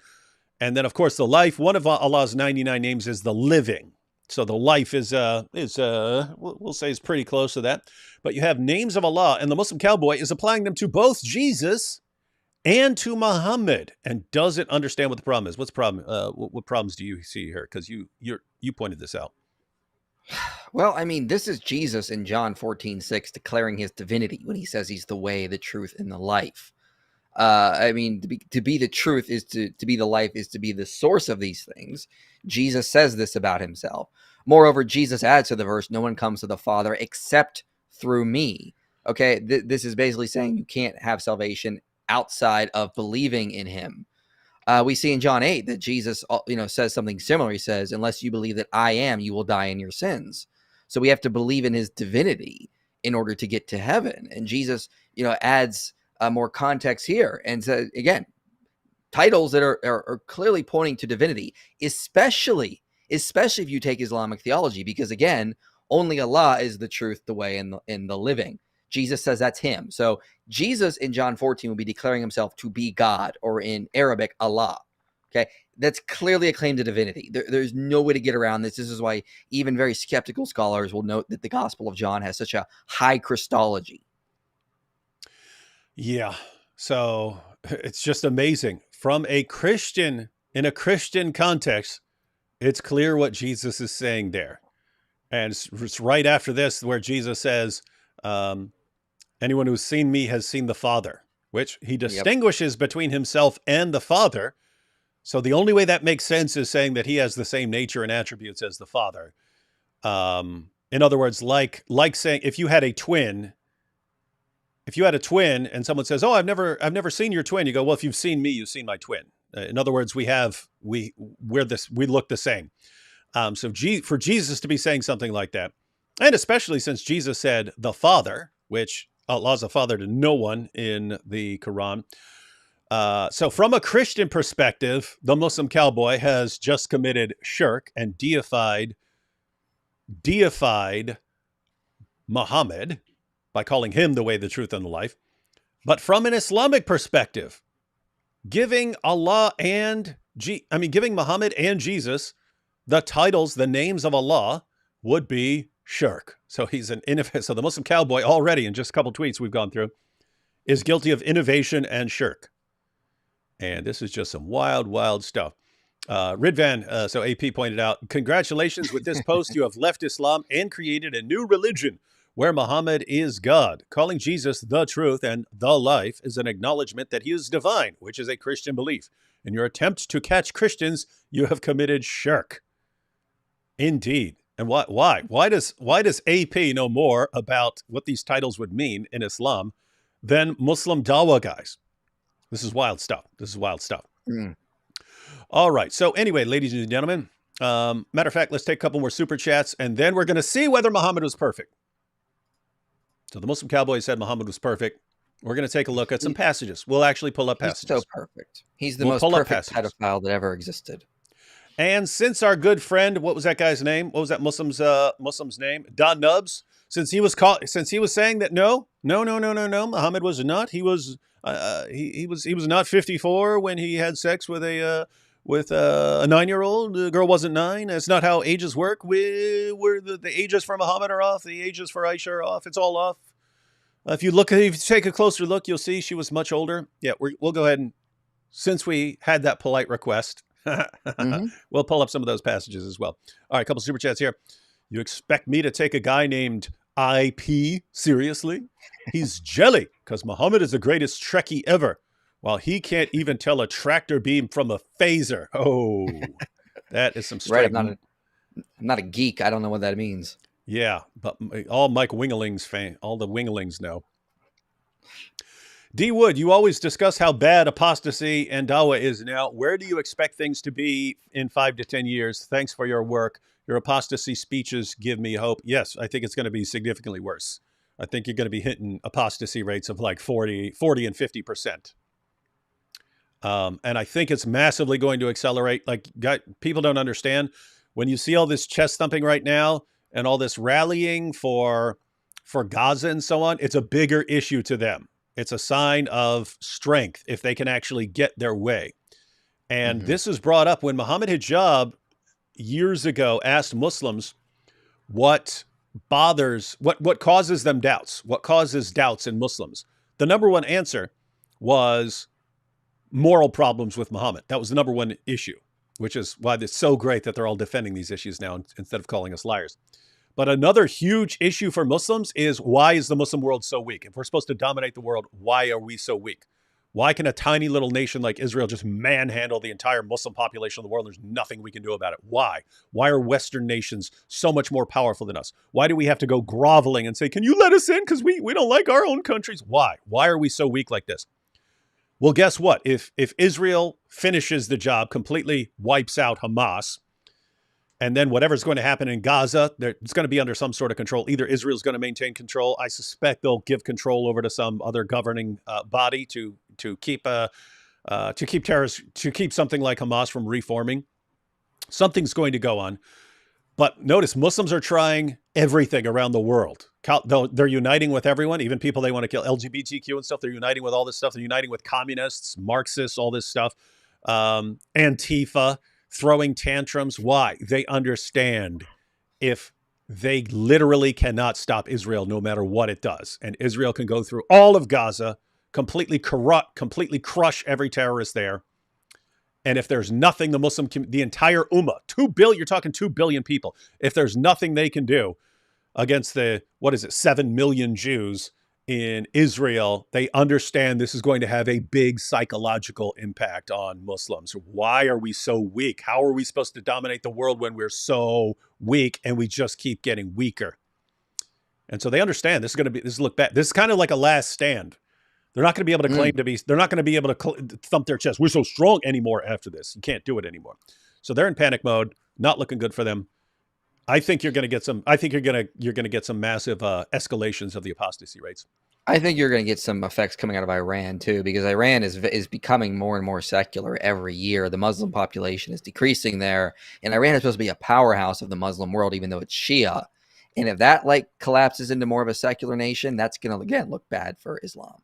Yeah, and the population there is already ready. Oh, yeah. 40% of the people of Iran still consider themselves a Muslim of one variety or another. That's counting Shias, Sunnis, and Sufis all together make up around 40% of the population. Iran is a Muslim minority country that is being where the government is simply oppressing the people and killing them or locking them Basically. up for disagreeing. So they're in a really bad state. It's not going to last. The government of Iran is going to collapse. It's going to happen. Just is it going to happen like 2 months from now or 5 years from now? But yeah, that's not going to. You see, Saudi Arabia is modernizing. Saudi Arabia is Mm-hmm. modernizing. They have Iggy Azalea twerking on stage now in Riyadh, the capital of Saudi Arabia. They have Mm. bikini beaches now. They allow alcohol now in Riyadh. They're not going to be considered hardline, and that's the heart of the Muslim world. That's Saudi Arabia. So not looking good for people who think that they're going to turn this apostasy rate around. Yeah. Jesus said, "Pagans worship in vain repetition. Muslims worship in vain repetition." You see, proof the Bible is corrupted. That is the proof. It's funny. I was on a trip with Nabil when he was still a Muslim. This may have been the last trip we actually took. And I mean, it's last trip we took when we were still in college and he was still a Muslim. Mm-hmm. But I just started reading the Sermon on the Mount to him. And I read you get to the parts about fasting and not doing your fasting for show. And when you pray, don't pray to be seen by others and so on. And so I'm just reading, and he goes, "So wait, what do you mean by that? What did he mean by that?" And I go, "Do you mean is that about you too? Because that's what you do." So it was actually fun. It was actually fun. But yeah, Jesus said a lot of. It's like everything in Islam is for show. Look at me, I'm out here in the street. Look at me, I'm out here in the street praying. Look at me, I'm fasting. Everyone, I'm fasting. Let's all get together and fast. Look at me, I'm fasting. Look at everything I'm doing. And that's exactly what Jesus repeatedly condemns. Exactly. Everything for show. Hey, love your work. I just have a question that was brought up to me about King Ahaziah's age in the Book of Kings and Chronicles, age discrepancy. You've been through that, right? Yeah, well, I think my friend Testify has a video on that. Let me just double check. He's got a lot of good stuff. Yeah, there's a viral TikTok Muslim finds Bible contradiction is the name of his video, and it's on the channel Testify. So check that out. He's got a good response to that. Yeah, and if someone can share the link there, that'd be cool. Yeah, it's like 4 minutes long, so he debunks that pretty quickly. So. Islam, come for the male superiority, stay for the apostasy laws. Don't lose your head. That is Islam. Trick people into coming in and then tell them you can't leave. You check in, but you don't check out. The only religion that is basically like one of those old roach motels. The last Shake It Off video is 100. There are a lot of people recommending that video. So yeah, I'll be checking that out. I'm disappointed with Jordan B. Peterson recently after he said his new series is going to be on Islam. He said something like, "I need to take a better look at Islam now, eh? That I know the eyes are the leather straps of the anus, bucko." Yeah, sad. It does suck that he said that. Finna do with IP voice a 5-year-old. What? Oh, Muslim Cowboy finna do it with a 5-year-old. Oh, yeah. He's saying say the 5-year-old like you. 5-year-old. That's how you say it in that famous Daniel Hagikachu clip. Remember? What about a 5-year-old? Remember that? So he's saying, Yeah. Muslim Cowboy finna do it with a 5-year-old. Any more book suggestions for learning about logic fallacies, argument analysis? I want to start exploring oppositional literature, atheist, Muslim, etc., without accidentally falling prey to faulty logic. It's pretty good. I mean, you can get a textbook. I mean, there are websites where you can learn logic. I mean, well, check out that book I offered, Bad Arguments. I mentioned it earlier. It's a good place to start learning what fallacies are and how to use them. And once you understand what fallacies are, you'll understand what they're not, and therefore you'll understand logic better. Yeah, and I learned from a book called Logic and Philosophy by William Brenner, who was actually my professor when we were going through that book. But yeah, there are textbooks on it. There are textbooks that are made for kind of people who are going into philosophy. There are books that are made for a more popular audience. There are websites, there are videos. So yeah, hey, IP eventually got to just put together an entire series on logical fallacies with examples from atheists and Muslims, and even from Oh, Muslims, Christians. we got so many Muslims. You can use so many examples. I watched IP and I'm still Muslim. You see, you've increased his iman. Studying Exodus, and I wrote notes on the prohibition of animal relations, and it's legal in a lot of the world. Two leaders are Afghanistan and Pakistan. Nasty. Ugh. Mm-hmm. Yeah, Pakistan, that poll that came out years ago, was the world leader in Google searches for various forms of animal porn. So Dawa has clearly had a huge impact there. Assuming an eighth night, Muhammad did the assuming an 8-hour night, Muhammad did the needful with a full woman out of 12 wives every 40 minutes, yet only had 7 kids. What explains this if not Allah? Well, and keep in mind the 6 of his kids were all with Khadijah. So, and Khadijah, according to Muslim sources, was 40 years old. She was 40 years old when they married. And so she had all these kids after 40. There's something really off about the timeline. But you'd have to say at that point, Muhammad is shooting straight fire if he's just impregnating Khadijah over and over again. And then when he has 9 different wives, he didn't get any of his other wives pregnant. He didn't get any of his 9 wives pregnant. The only time he impregnated anyone after that was Mary the Copt. So that was his sex slave. And that child died as a baby. So I think Ibrahim was 2 years old. So that was his son with Mary the Copt. But yeah, there's something really off about this stuff, right? That Muhammad goes from being able to impregnate a 45, 46, 47-year-old woman just by looking at her. And then he has all these wives that he's banging constantly and, having sex with a bunch of one. And he's just totally shooting blanks. Until he goes with his sex, I don't know. There's something pretty weird about the Muslim sources. It's like as Joshua Little points out, all these hadiths are probably unreliable nonsense that came about 100 years later. I mean, it's like assuming the Gnostic Gospels have any reliable information about Jesus. And some of those are closer to the life of Jesus than the collections of the hadiths are to Muhammad. This is just how, the critical scholarship for Islam is going to destroy it once they realize how unreliable these sources are. Yeah, and that's interesting because as you point out, and as Joshua Little has pointed out that you've had lots of non-Muslims in Quran studies for a while. Non-Muslims in Hadith studies is pretty new and pretty rare. He points out that if you as a non-Muslim want to go into the field of Quran studies, this is actually a field where you can read everything that's been written on an issue because there's so little that's been written on it. But yeah, the non-Muslim scholars of Hadith, they think the Hadiths are just a joke. It's one big giant joke. The entire Muslim methodology of history is one giant joke. And so, yeah, you're right. As that starts catching on, because keep in mind, I mean, the basis for the hugely embarrassing holes in the narrative interview with Sheikh Yasser Qadhi, when Yasser Qadhi's explaining it, he's like, hey, we as Muslims, we don't question these issues. Or if we do, then whatever response someone gives, we just say, okay, that's fine. And then we move on. He goes, the non-Muslims aren't like that. They just keep pushing. They go, no, that doesn't work. And he says, and we know they're right. We know they're right because they're quoting our sources to us, so showing that this doesn't work. So what's he saying? He's saying, we Muslims, we just accept these things are reliable until non-Muslims keep blasting away at us and they're pushing us and we realize we can't defend our position. Well, guess what? That's going to happen with the hadiths as well.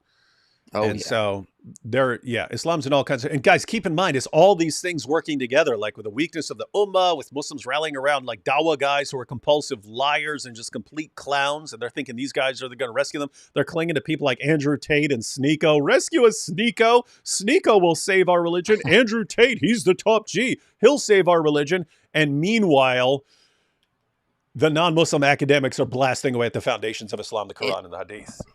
And they'll try whataboutism because they'll say it's going to happen to Christianity first. Let me remind you guys, something, guys.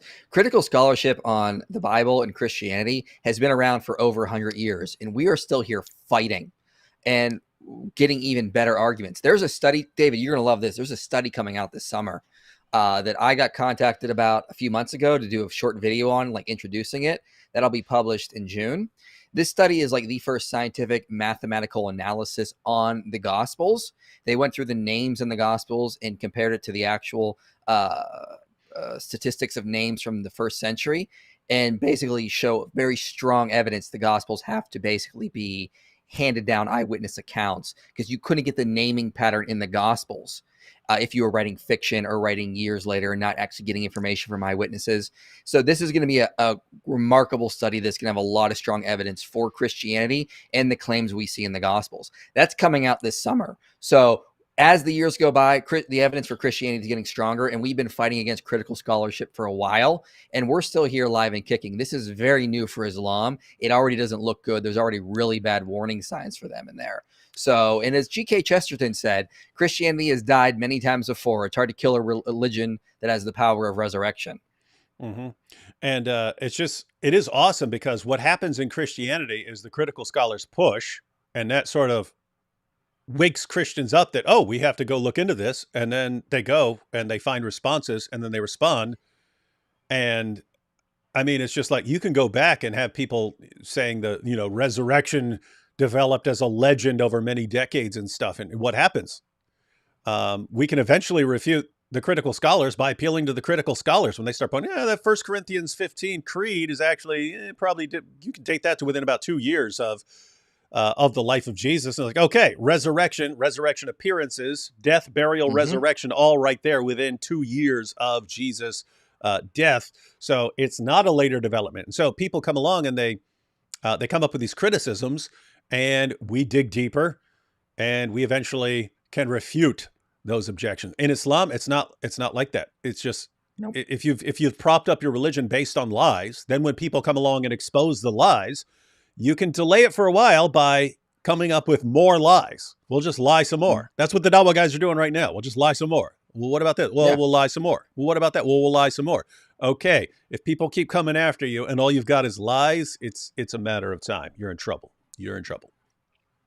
Oh, and as far as the point you were making right there, because that point's been that point's been made before, but it's just interesting as far as like you're reading the Bible and it's like, oh, and Mary showed up with the other Mary and that other Mary, and you're like, what's going on here? And you got, hey, here's the apostles, and here's James, and here's the other James, and it's like, if you were writing fiction, you'd come up with other names for these people.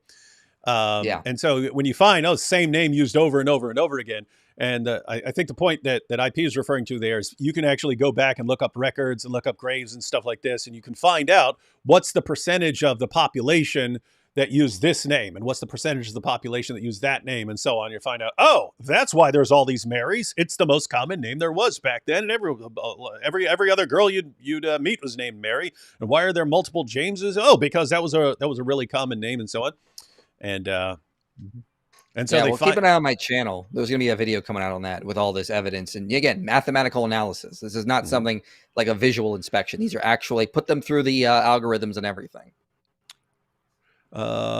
Here we have from Muhammad Kebab. This is Muhammad Kebab. This is when Muhammad Hijab is asking a question for a friend. He says, oh, I have a friend named Muhammad Kebab. He wants to know if you would marry me. I mean him. But David, what are you thinking having IP on? His voice, voice cracks drive the Muslims crazy. Yeah, I'll have that till the day I die. That's a problem I got in my throat. These Muslims debating here have already missed 2 prayers. Don't you guys need to be out grooming or shooting? That's true. You guys are in trouble. Let's see. 5 silver pesos. Lol. No, don't have any money for a super chat, but I just want to thank you, Dr. Wood. I surrendered my entire life to Christ 2 weeks ago, shortly after watching your testimony. So thank you. Awesome. Super cool. Super cool. Glad. And I mean, 5 silver pesos been watching our stuff for a long time. Awesome. So that is awesome. Awesome stuff. Why would God allow Satan to influence every baby. Yeah, it doesn't really explain it. It's just Satan's putting his hand on every child born in the world. Just couldn't do it with Jesus. So yeah, the question is, if Allah is protecting Jesus, why isn't he protecting Muhammad or anyone else who's special? Like, if you want to say it's just for really special people, okay, why is Jesus the only one then? Why is Jesus unique in all these ways? He's the one who's uh, the word of Allah. He's the one who's a spirit from Allah. He's the one who's born of a virgin. He lives the most miraculous life in history. He raises the dead. He creates the same way Allah creates, fashioning something out of clay and then breathing into it, and it comes alive. And then he's the only one who's sinless. And then Allah won't even let him die. So why? Why is Jesus so special if Muhammad is the important one? This is all going to tie into a video clip from the Muslim Cowboy where he's arguing that, or is it a tweet? Yeah, it might have been a tweet, but he's arguing that, even Jesus has to submit to Muhammad. It's actually powerful, powerful stuff. Do you think the UK can stop Islam from taking over? Yes, of course. I mean, you've got 4% of the Muslim population in the UK. I mean, you've got a 4% Muslim population in the UK. That's not a huge percentage. And again, a lot of apostasy happens there for the same reason it happens in the US. A lot of these Muslims come to Western nations. They realize they like music, they like pork, they like alcohol, they like not having to wear head coverings in public. And a lot of them deconvert. Like, I will see at the park here in Reed Park. So this is in Tucson, Arizona. We have refugees that come here from the Muslim world, and I'll see like a Muslim family, sometimes at Reed Park or at the zoo or something. The mom will be like covered, she'll have a head covering. The daughters will be in their teens, they don't have head coverings, and so they're walking around. I once saw a family of Muslims drive past me, like music like loud as could be, this like techno beat or something, and like the woman in the front seat was clearly had a head covering on, and I was like, what's going on here? So I've talked to people also at the Tucson Refugee Ministry. They say a lot of them come here and they immediately just leave Islam because there's not a strong Muslim community here for them to interconnect with. There are some, but a lot of them are kind of like they feel like they're elitists or they're more westernized, and so a lot of them just deconvert, or they don't really put a lot of effort into it, especially raising their kids that way. So there's a lot of young people here. I see them, and they're secularists at this point. So yeah, the same thing happens in the UK. A lot of them integrate into the Western world, and the next generation deconverts. Yeah. So as far as, do you think the UK can stop Islam from taking over? Yes, absolutely, you can. And but as I've pointed out, that you're getting to the point where, how do you do it peacefully now that you've spent years attacking anyone who's pointing out to you what's going on? So can the UK do something to stop Islam from taking over? Yes. I don't believe, just so everyone knows my view, I don't believe that Islam is going to take over the UK. I just believe that the longer you wait to deal with the issue, the worse it's going to be. The worse and the bloodier it's going to be. In other words, if you wait until you have a 20 or 30% Muslim population before you decide to actually deal with it, it's going to be much harder to deal with that sort of situation. So yeah, because there's a reason I've been blasting away at Islam for all these years. I think it's the best way to deal with the problem, and it's the non-violent way to deal with the problem. Other people know you deal with the problem by ignoring it and letting the next generation deal with it when it's way worse. Stupid idea. What were you saying? Yeah. No, it makes sense. I mean, the future is going to be really interesting. If trends continue, the Muslim and Christian populations will decline. But again, Christianity has been in this situation before. Islam really hasn't. If you go back to like the time of Constantine, I think I've seen some estimates that like 60% of Christians were professing Arians, because Arius's songs were so popular that they really caught on. So you had, basically the minority was the Trinitarian Christians, and the majority was actually growing into the heretical version. Christianity's done for, it's over. That didn't happen. Christianity continued to thrive. It came back. Same with the Muslim takeover of the Christian world, marching into Spain, taking over, coming into France.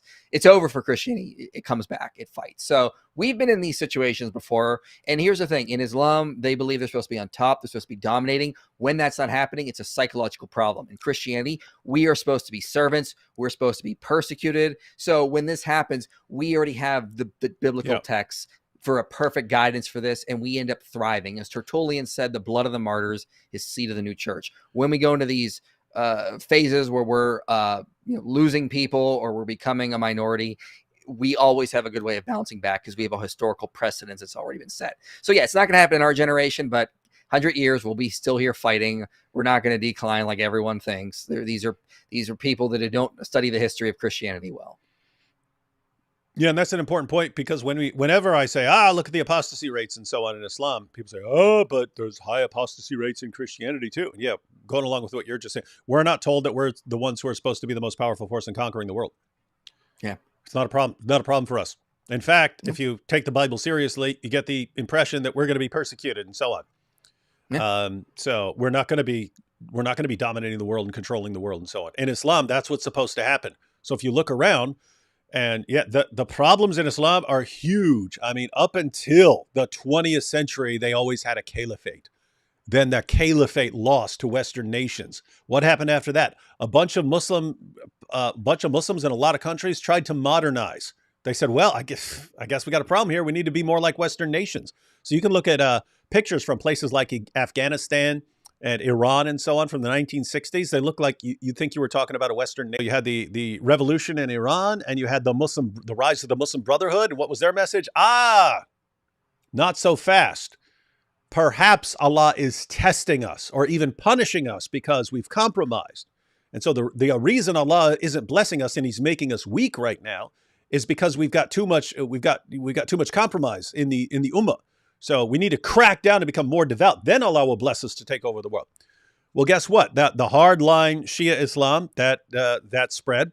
The hardline Sunni Islam spread. The Muslim Brotherhood, Salafis, all that stuff. If, in spite of all of that, Islam is still weak and crumbling, then what do? That's the point. They're getting to the point where, okay, now we've tried to become more devout and stronger. If even that collapses, and even that can't compete with a modern nation, and even that can't defeat Israel or anything else, and you're just completely powerless, what else do you got? What other confidence do you have?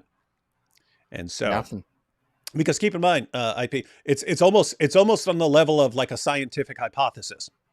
Why are we so weak right now? Is it because Islam is the problem, and it just makes us like this, or is it a test from Allah? Well, we can find out if it's a test from Allah. Because if we become way more devout in our Islam, then Allah will bless us more, and then we'll get back to conquering the world. Well, guess what? Now we can test that. We can test that theory. The theory is being tested right now. That's why I'm saying they're in emergency panic mode right now. They understand, guys. We said if we just go hard and we start having all these terrorist organizations fighting everyone in all directions and so on, if we do all this, then Allah is going to bless us. If we become more devout, then Allah is going to bless us and we're going to get back to conquering the world. If they do everything they're supposed to do and they're still weak and pathetic and a joke, kind of a failed prediction. Yeah. It's a parallel with like the new atheists coming along. Hey, if we just get rid of Christianity, then the society will become more rational and scientific. And okay, as soon as you have large numbers of Christians becoming atheists, all of a sudden the entire world goes insane and everything plummets, and it doesn't get more scientific and it doesn't get more rational. It becomes less rational, less scientific. It's like that. It's like, hey, we have a theory about what's going to happen if we go in this direction. Then you go in that direction and all your theories fall to pieces. Okay, then we need to step back and rethink. And you actually see this in the atheist world right now. It's like, whoa, maybe we need to stop what we're doing right now and regroup and rethink because this is not going the way we thought it was. That's the exact same thing you're going to have with the Muslim world. This is, these guys told us if we thumped our chests real hard and said, oh, Allah, Allahu Akbar, Allahu Akbar, the things are going to get better. We're going to take over the world. If they find out it's not working, oopsie, where are you going now? Yeah. Yeah. And again, Christianity will go through these ups and downs periods as we have for about 2,000 years, but we have a built-in mechanism, built-in ideas already in the biblical text that we are supposed to be servants and persecuted and struggling. So This is why when Christianity has declined in the past, and it always bounces back because it has that built-in system already. So I'm not worried about Christianity. I would expect, based on the past, that it will continue to decline for a few more decades. Again, 100 years, it'll start bouncing back again, and we'll keep going through these cycles. Indeed, indeed, indeed, indeed, indeed, indeed. So, yes, people have predicted the death of Christianity for a long, long, long time. Should we go through a few passages about Muhammad to see if he is, in fact, the perfect man? Alhamdulillah. Let me see. Oh, hey, here's some. Hey, I'm just going to read these rapid fire. Jump in anytime you want. IP. Go for it. But for our friend who was challenging the age of Aisha, oopsie. Hey, here we go. By the way, IP, check this out. What happens whenever we talk about child marriage to our good friend, the Muslim cowboy? What does he say? Do you remember what he says? He says Muhammad was perfect, and he would do anything that his prophet did, stuff like that. And he says, no, she's a woman. Yeah. Say, yeah, he does say that. Yeah. Nope, she's a woman, and because she reached puberty and this and that. And he says that every time. And here he just sounds like he has no clue what he's talking about, right?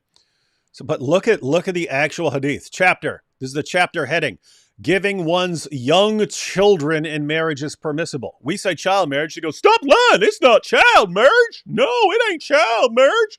It's woman marriage. She was a woman through and through. Your own sources call it child marriage. Your own sources call it child marriage. Giving one's young children in marriage is permissible. This is Sahih al-Bukhari. Why? Why is it permissible? By virtue of the statement of Allah, and for those who have no monthly courses, i.e. they are still immature. Surah 65, verse 4. It's your own sources saying immature, young children, and immature. And then the next part here, and the iddah, that's the waiting period after you've had sex with a girl and then divorced her. How long does she have to wait before the next guy can bang her? The iddah for the girl before puberty is 3 months in the above verse. So a prepubescent girl. You marry a prepubescent girl, have sex with her. You decide, nope, I don't like her too much. And so I'm going to trade her in for another little child bride. And so you pass her on. How long does she have to wait for the next guy to have sex with her? 3 months. 3 months. The iddah for the girl before puberty is 3 months. And then as an example of this whole scenario of marrying young children, prepubescent girls, we have Sahih al-Bukhari 5133, narrated Aisha that the Prophet wrote the marriage contract with her when she was 6 years old, and he consummated his marriage when she was 9 years old, and then she remained with him for 9 years, i.e. till his death. Ugh. This is the perfect man. And what I find interesting about this IP is the Muslim cowboy. He can't even bring himself to acknowledge. He says I defend Muhammad without apology. And yet he's saying, no, this is talking about a grown woman. Aisha was a grown woman. What's it say? Young children, immature, girl before puberty. Girl before puberty should say it all. 6 years old, consummated at 9 years old. It's all here. It's not this Muslim cowboy. This is not hard. This is not hard to see. Young children, immature, girl before puberty. 6 years old, 9 years old. Where are you getting? Oh, and the Muslim sources call her a grown woman. Where? Where do you see grown woman here? What planet are you on? Muslim cowboy land, a.k.a. fantasy land. Okay, zoom through a couple more of these. The marrying of a daughter by her father to a ruler. 5134. Narrated Aisha, the Prophet wrote the marriage contract with her when she was 6 years old, and he consummated his marriage when she was 9 years old. How old was she? 9 years old. 5158. Narrated Urwa, the Prophet wrote the marriage contract with Aisha when she was 6 years old and consummated his marriage with her while she was 9 years old, and she remained with him for 9 years. You have this over and over again. 6130. Fun passage, Muslim cowboy. Sahih al-Bukhari. Narrated Aisha, I used to play with the dolls in the presence of the Prophet, and my girlfriends also used to play with me. When Allah's messenger used to enter my dwelling place, they used to hide themselves, but the Prophet would call them to join and play with me. And then we have, in parentheses, the playing with dolls and similar images is forbidden, but it was allowed for Aisha at that time as she was a little girl, not yet reached the age of puberty. Isn't this fascinating? The sources, his own Muslim sources can say she was a little girl, not yet reached the age of puberty. And then when we say, hey, that's child marriage, he said, no, it ain't. She's a woman. Why are you guys lying? She's a woman, Now, a woman through and through. His own now sources the say, little girl, not yet reached the age of puberty. now the parentheses, I believe, is a commentator, right? Yeah, that's Ibn Hajar Yeah. al-Asqalani. Yeah, he points out because your average knowledgeable Muslim is going to say, wait a minute, why are they playing with dolls? Images are forbidden.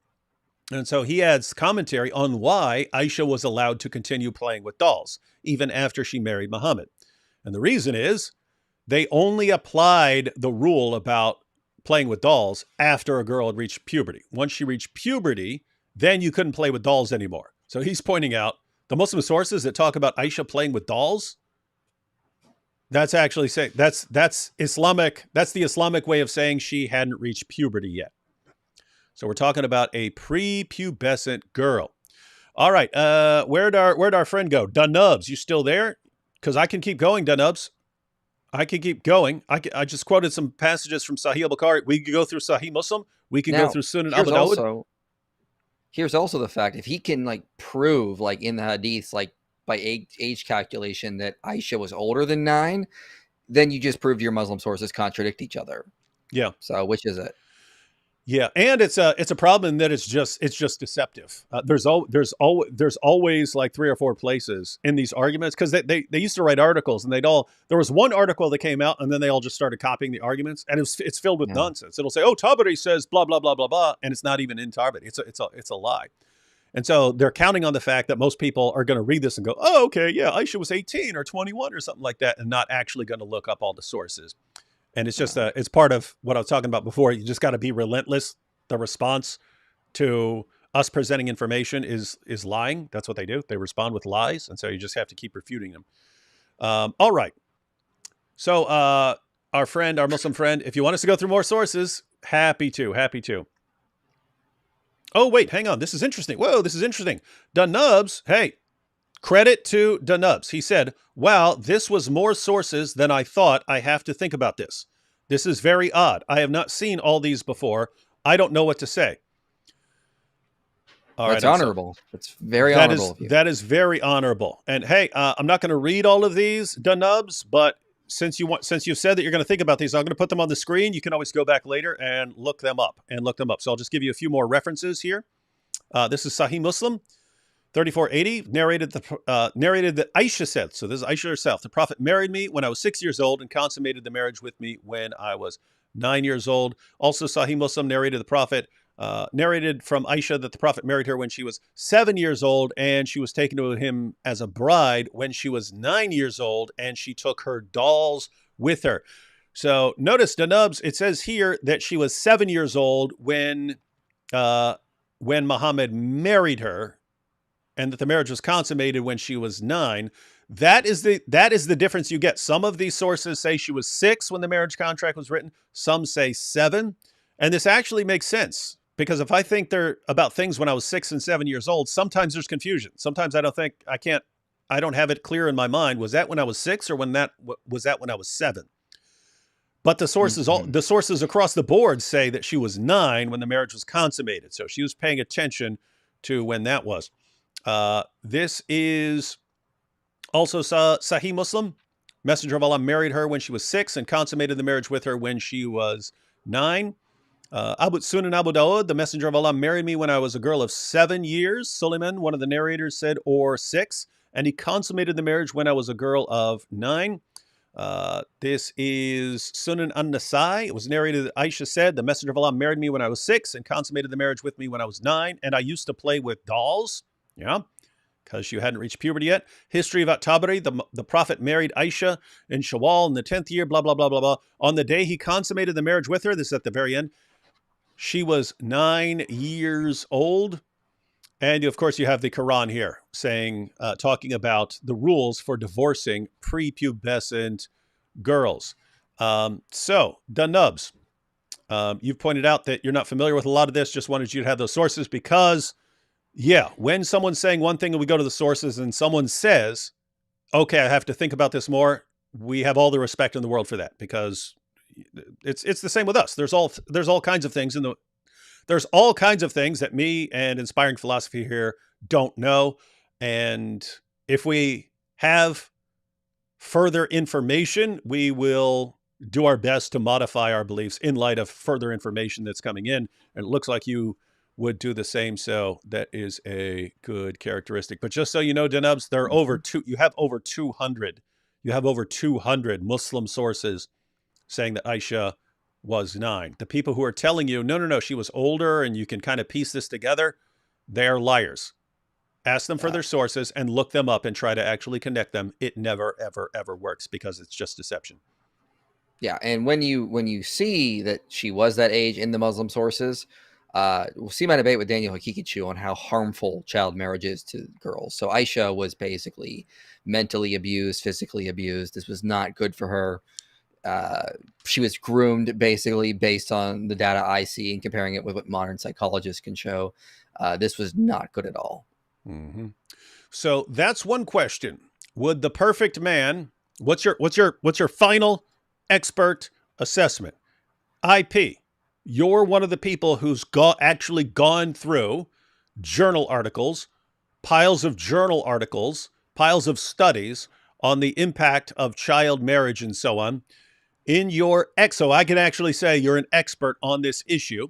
You debated the world's leading defender of child marriage, Daniel Hakikichu, and you schooled him and showed that he's only able to defend his positions by completely misrepresenting sources, and that his view is completely sick. I mean, according to his criterion, you could have sex with an 11-month-old baby as long as you get parental consent. And he thinks that this is all fine. So, in your expert opinion, would a man who not only had sex with a prepubescent girl, not only did he have sex with a prepubescent girl, he also claimed that it's fine with God if you want to have sex with a prepubescent girl, and identified himself as the pattern of conduct for literally billions of other people to follow, until we get down to our time and we see that the world's leading defenders of child marriage are followers of Muhammad because they take him as the pattern of conduct. Would you say that this man is the perfect man? Never in a million years. Never in a million years. So even if he was the most wonderful person in every other way, would you agree that he wouldn't be the perfect man just because of this, even if he was perfect in every other way? Oh, absolutely. You can't get around this. This is pure evil. There's a reason that child predators are hated in society today, because we know how harmful and evil this is and how it messes up children mentally for many years. So yeah, the fact that anyone would try to defend this or think this is a good thing, you're living in a fantasy land. You're delusional. At the end of the day, if Muhammad did commit statutory rape with Aisha, that was evil and there's no way out of it. I would agree completely. All right, let's go through a couple more passages, then we'll get back to our good friend, the Muslim cowboy. Because the reason Muhammad as a sex addict came up was because of certain passages where Muhammad, it's just funny because the Muslim cowboy eventually quotes this, oh, no one had control over his desires like Muhammad. Yeah, let's check out some passages here. It was narrated from Jabir that the Messenger of Allah saw a woman.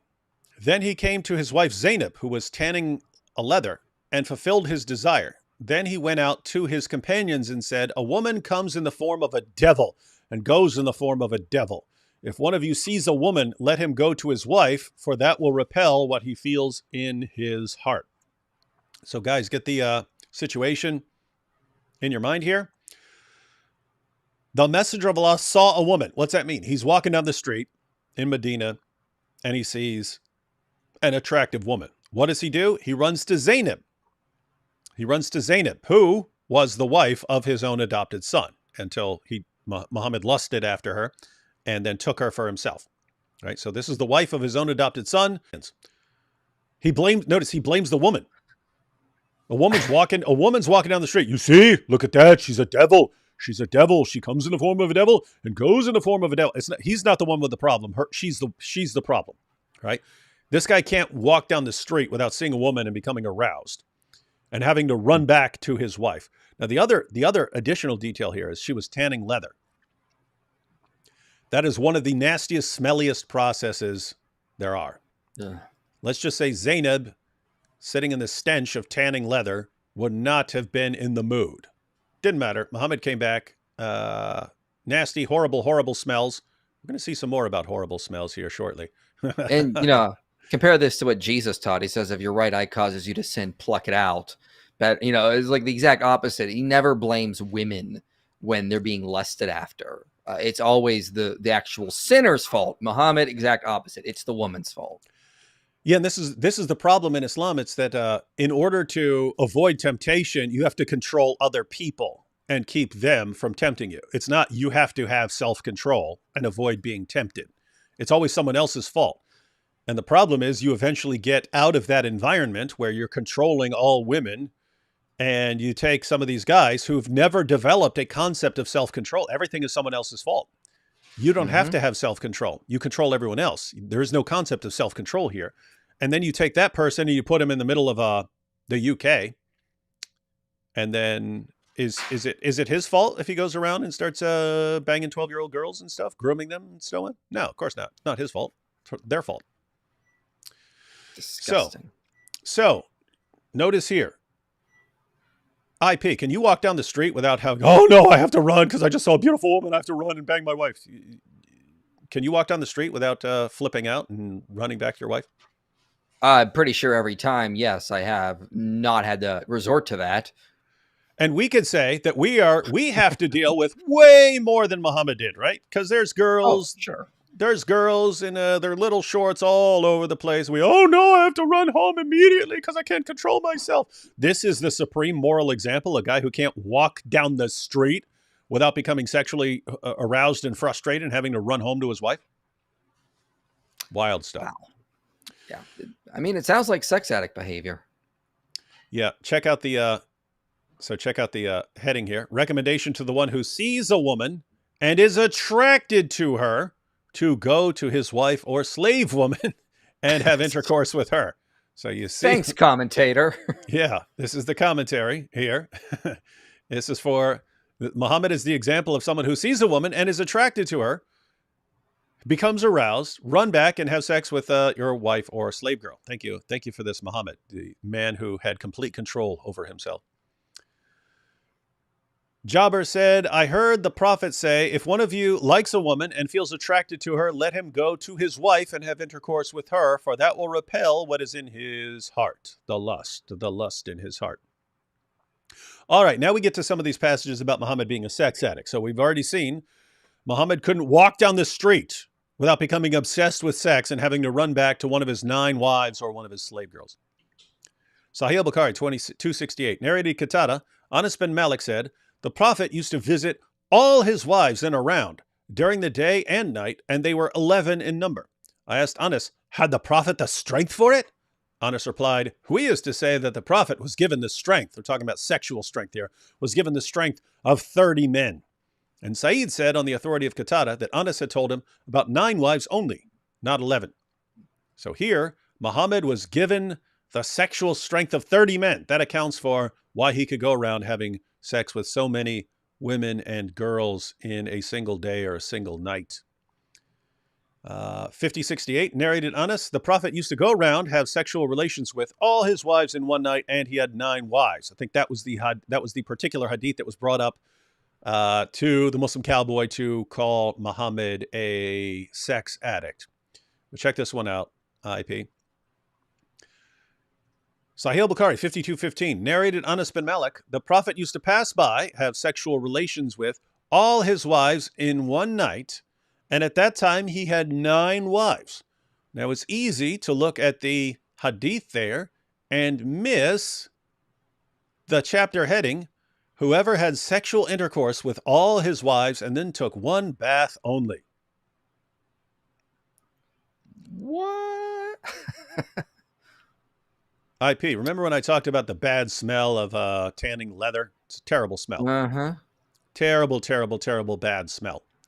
You know what's an even worse smell than that? Being wife number 9 and smelling 8 different women's vajayjays all over your prophet who's climbing on top of you. Yeah, he really cared about them for sure. Look how much well he treated them all. 9 wives in the hot Arabian desert. Temperature 110 degrees. Muhammad bangs one wife. Hoop, gotta get up. Nope, not gonna take a bath. No time, no time. Have to have more sex. Runs to the next wife. Bangs her. Up, you gonna take a shower finally, Muhammad? Nope, no time. Have to get to the next wife. Just imagine by the time you get to wife 6, 7, 8, 9, your prophet is covered in the sweat and smell of all his other wives while he's climbing on top of you. This is the perfect moral example. The guy who had the supreme self-control like no other. Supreme. Yeah. Yeah. Supreme self-control, ladies and gentlemen. And this is, of course, Muhammad when he saw, I mentioned Zainab, that was the wife of his own adopted son. This is why Muhammad married her. He went over to his adopted son Zayed's house one day, and his adopted son wasn't home. Instead, he was greeted by his adopted son's wife. Said she jumped up in haste and excited the admiration of the messenger of God, so that he turned away murmuring something that could scarcely be understood. However, he did say overtly, "Glory be to God the Almighty. Glory be to God who causes hearts to turn." This is what he said and how he reacted when he saw his adopted son's wife with very little clothing on. So the story is so ridiculous because we're told that Allah wanted Muhammad to marry Zainab so that he could show that it was okay for future Muslims to marry their adopted sons' wives, but then they abolish adoption later. So it's like, what's going on here? Okay, so Allah really needs to show Muslims it's okay to marry their adopted sons' wives. This very niche, weird thing that's rarely going to happen. But then they abolish adoption anyway, so it's pointless. What was the whole point of that? Well, the most logical and simplest explanation is Muhammad was just a horn dog, couldn't control himself, so he made up all these lies and these false revelations to justify it. Yeah, and that's the problem, because you pointed out best explanation.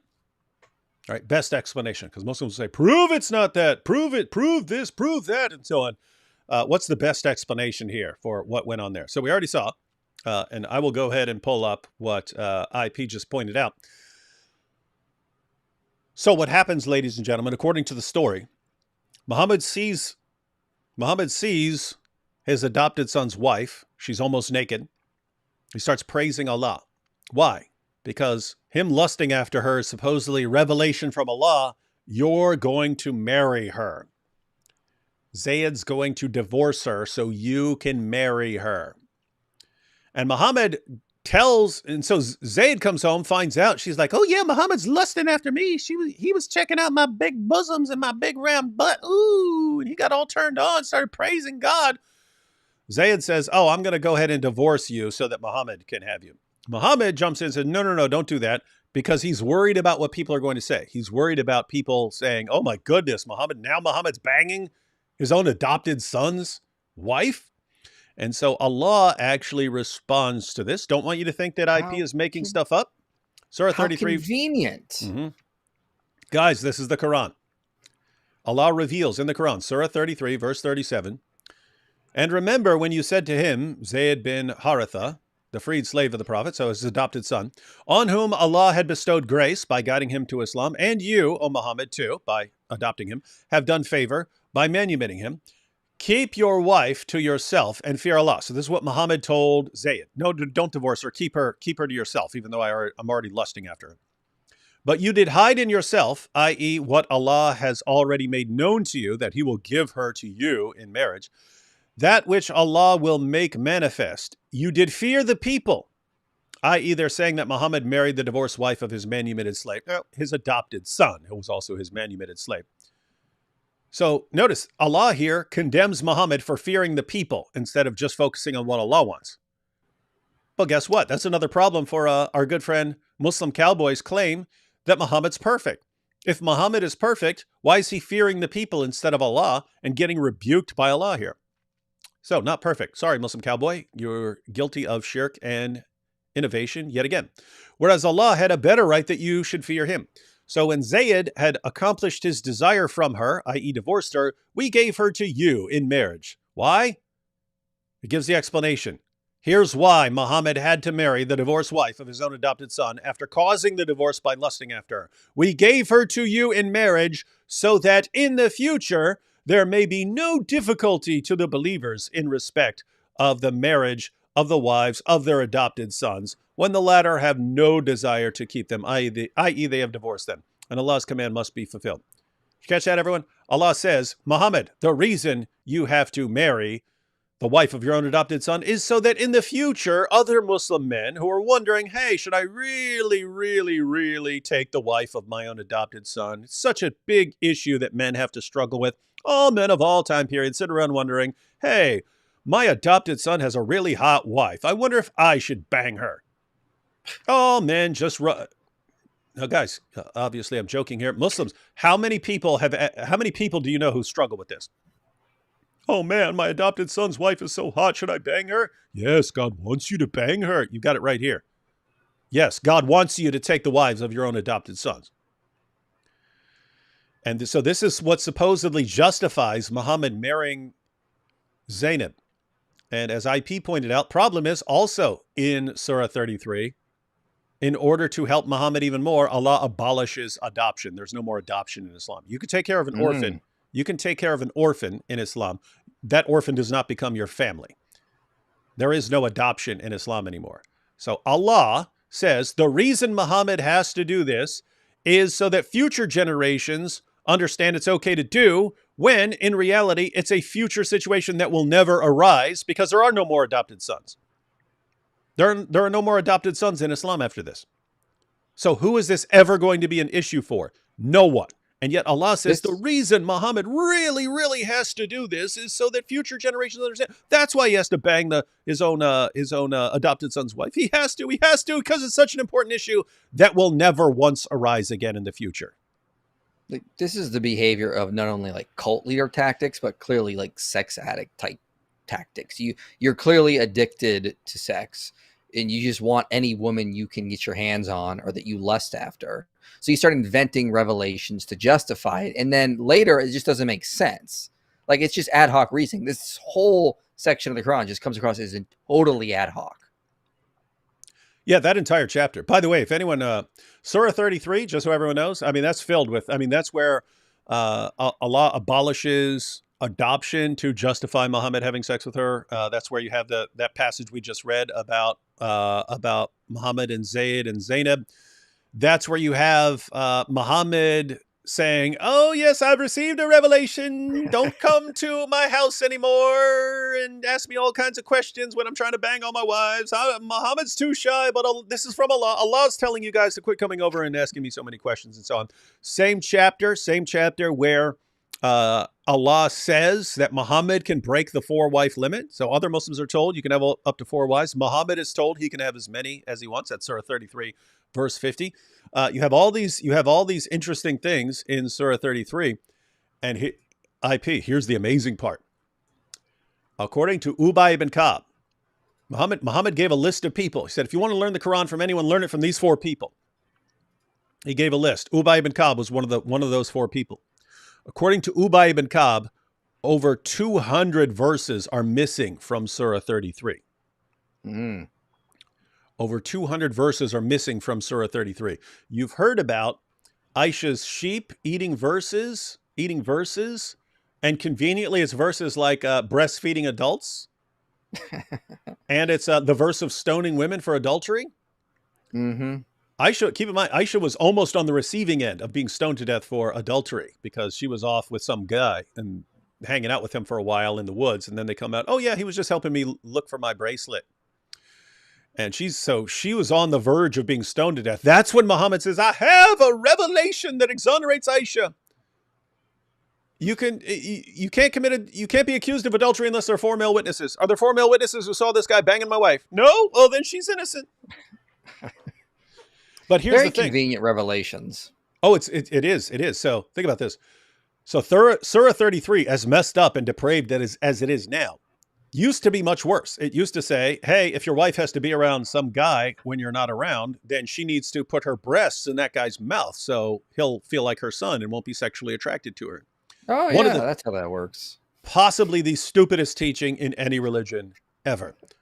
But Muhammad's wives understood that. They had a problem with that. And Aisha had a problem with the verse of stoning an adulteress because she was almost on the receiving end of that.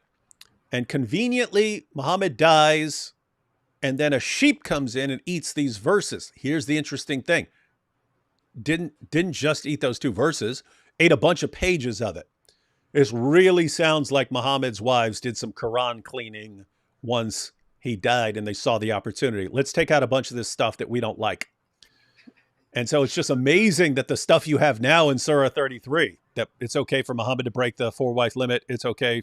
Muhammad had to take the wife of his own adopted son, outlawing adoption, all this stuff. That's the stuff we look at that and go, this is disgusting.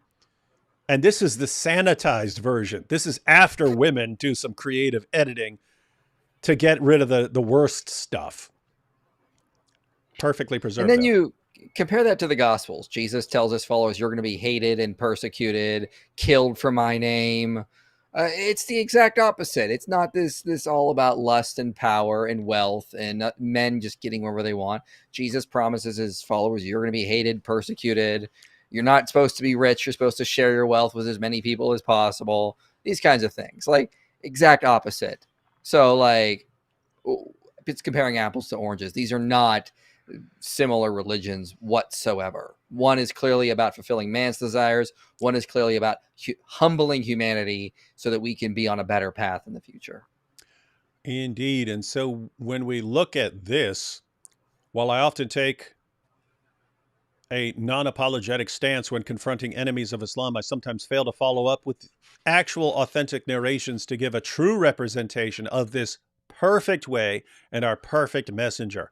Our perfect messenger. He says he's perfect, even though the Quran and the Hadith say Muhammad was a sinner. And even though for the rest of us looking at this, he seems like a genuinely repulsive individual. Like you would not want to be around this dude. There's a guy who goes around, has sex with all his wives in one night, only takes one bath after everyone. And then this guy would go to the mosque covered in semen and so on. Absolutely disgusting individual. Do not follow this guy. But he's the perfect messenger, even though the Quran and Hadith say otherwise. But he's responding. But I mean, in his response here, he includes this Hadith. The messenger of Allah used to kiss and embrace while he was fasting, but he was the one of you who had most control over his desire. If the guy who had the most control over his desire is the same guy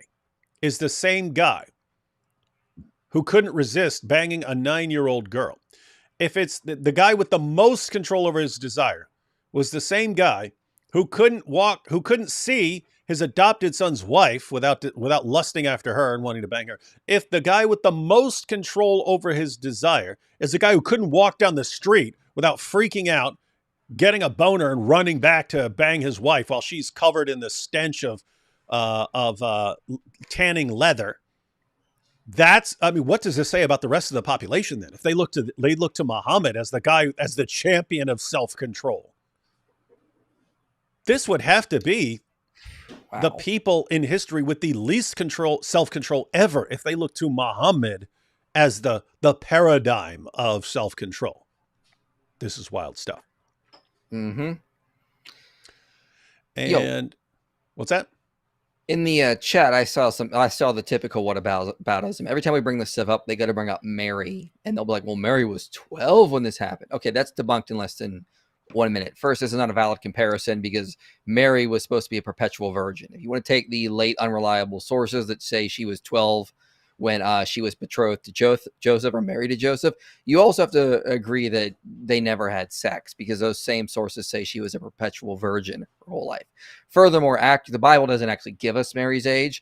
The actual what we actually see is that scholarly sources like the work of Michael Satlow or Amram Trooper say that girls were basically marrying in their late teens to early 20s in Palestine in Jesus's time. Michael Satlow says it could be as early as mid-teens, but they had to be past the age of menarche. And in this period, scientific research has shown that girls did not reach the age of menarche till about 16 and a half. So it would have been exceptionally rare for any girl to be married below the age of 16. Based on all that, it's far more likely Mary was above the age of 18 before she was even betrothed to Joseph. Yeah, but this is what they do. They have no other way to go about it. And it's Mm-hmm. pathetic. Guys, live with it. Your prophet had sex with a 9-year-old girl, according to your most trusted sources. If you want to throw those sources out and say they're unreliable, fine, do that. But until then, what are you going to do about it? Oh, well, we'll lie about Mary and we'll lie about Rebecca. We'll respond with lying. That's what I literally started the live stream off by pointing out that the solution for everything in Dawa is lying. Mm-hmm. It's pathetic, especially for people who say, we respect Mary more than you. We respect the prophets more than you. And all you do is lie about them to justify one false prophet. That's it. Your religion is one guy. Everything is one guy, and everything else is twisted into supporting that one guy.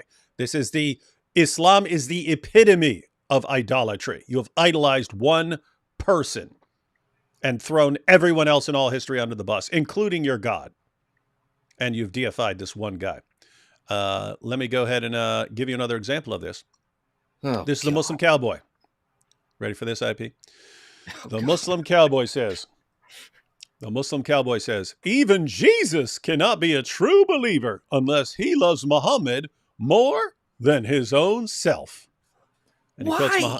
he quotes Muhammad here. Anas bin Malik reported, the messenger of Allah, peace and blessings be upon him, said, none of you, now keep in mind, he's talking to his followers, none of you have faith until I am more beloved to him than his children, his father, and all other people. He says, see, this, and he applies this to everyone in history. So everyone in What? history, you can't be a Muslim until you love Muhammad more than your children, your father, and all other people. And the Muslim cowboy says, even Jesus is not a Muslim unless he loves Muhammad more than his own self. So Jesus has to say, you know what? I love this Muhammad, even though I'm the one. So this is what Jesus, the Muslim Jesus, would have to say. The Ah, Muslim Jesus has to say, you know what? Even though the Quran identifies me as the word of Allah, even though the Quran identifies me as a spirit from Allah, even though the Quran, in the Quran, I'm said to have been born of a virgin, even though I'm the one who, in the Hadith, is the only one that Satan couldn't touch, even though I'm sinless in the Muslim sources, even though I'm the Messiah according to the Quran and the Hadith, even though I create in the same way that Allah creates, I fashion things out of clay and breathe into them, even though I am supremely superior to Muhammad in all these ways, and Muhammad is a child molesting, murdering rapist, I have to love him more than I love myself. That's what Jesus has to say. The Muslim Jesus has to say, according to the Muslim cowboy, or he won't even be a Muslim. Guys, keep in mind, Islam is not, Muslims will say, Islam is just a religion of submission to Allah. nope. According to the Muslim cowboy, you can't just submit to Allah. It's not enough. You'll go to hell. You'll go to hell if you just try to submit to God. Jesus himself, according to the Muslim cowboy, Jesus himself can only submit to Allah by mindlessly loving Muhammad, child molesting, murdering rapist, more than You, anyone else in all of history. you Has gotta to love love, how stupid this is. has Like to has this to is has just to love. Yep, has to love him. Yeah, wild stuff. Go ahead. yeah. I mean, like we believe in Christianity, you have to love Jesus more than anyone else, but we also believe Jesus is God, the Creator, who was a perfect, sinless man who died for us. So I mean, obviously, very, very different than what Muslims believe, but apparently, Muhammad has to be even more loved than that. Like, and he's just a guy. He's just a guy in Islam, according to Muslims. He's not God like Jesus is to Christians. And this is basically cult level activity here, where you got to like love this guy more than anyone else. I mean, that's absurd and ridiculous. We would never say any mere human created prophet that we have to love them more than our own children, our own family members. Jesus stands out because he is God. He is sinless. He died for our sins. That's very different. And my question, of course, is, okay, if the Muslim cowboy believes this, what if Muhammad, he was alive during the time of Muhammad, and Muhammad wanted the Muslim cowboy's 6-year-old daughter? Would he gladly give that poor child over? Of course, dude. I mean, seriously, you don't even have to ask that. And the Muslim cowboy would agree. So you could ask the Muslim cowboy, hey, if Muhammad were here and he said, I want to bang your 6-year-old daughter, what would you say? In a heartbeat, he would say, of course I would. Yeehaw. Guarantee. Wow. I guarantee you. You can check him on Twitter. You can check with him on Twitter. I guarantee you, he would say, "Of course, I would give him my 1-year-old daughter. What? If Muhammad wants her, then I'll just call her a grown woman because we could just call things whatever we want them to be. So if I see a little toddler on the ground and Muhammad wants her, I'll say, well, by magic, that's a grown woman. If I see a guy who, according to my own sources, is a sinner, I could just say he's perfect. All you have to do is call something whatever you want it to be, and that's how it works in Islam. It's a powerful religion. Terrifying how far this would go. What if the daughter was running away for her life because she didn't want any of this? Would the Muslim cowboy, the own father? Again, I'm asking questions here. Would he hold her down for Muhammad? Like, these are some terrifying things to think about, and I don't even think he's thinking about the implications of these things. If Muhammad would go after 6-year-old Aisha, I mean, why wouldn't he go after Muslim cowboys' daughters? Like, this is terrifying cult-like stuff. Mm-hmm. And, like, reason is out the window. Love is out the window. It's all just to fill Muhammad's sick, lustful desires at the end of the day. Meanwhile, in Christianity, Jesus dies for us. He suffers for us. He never would ever ask for such things from us. There's no indication anywhere that this would be the case. And yeah, if Jesus asked for my daughter, I would be like, this is a logical contradiction. This can't be Jesus because God would not ask for this kind of thing. Therefore, this is clearly a demon, or logic itself is thrown out the window, because I would basically say that no morally perfect being could ask this type of thing. So no, if someone claiming to be Jesus did ask that, if Muslims want to turn this around and throw it against us, like, no, it's a logical contradiction. A morally perfect being would never ask for a girl of that age to do those horrible things to her. And so that's what we get from the Muslim cowboy. But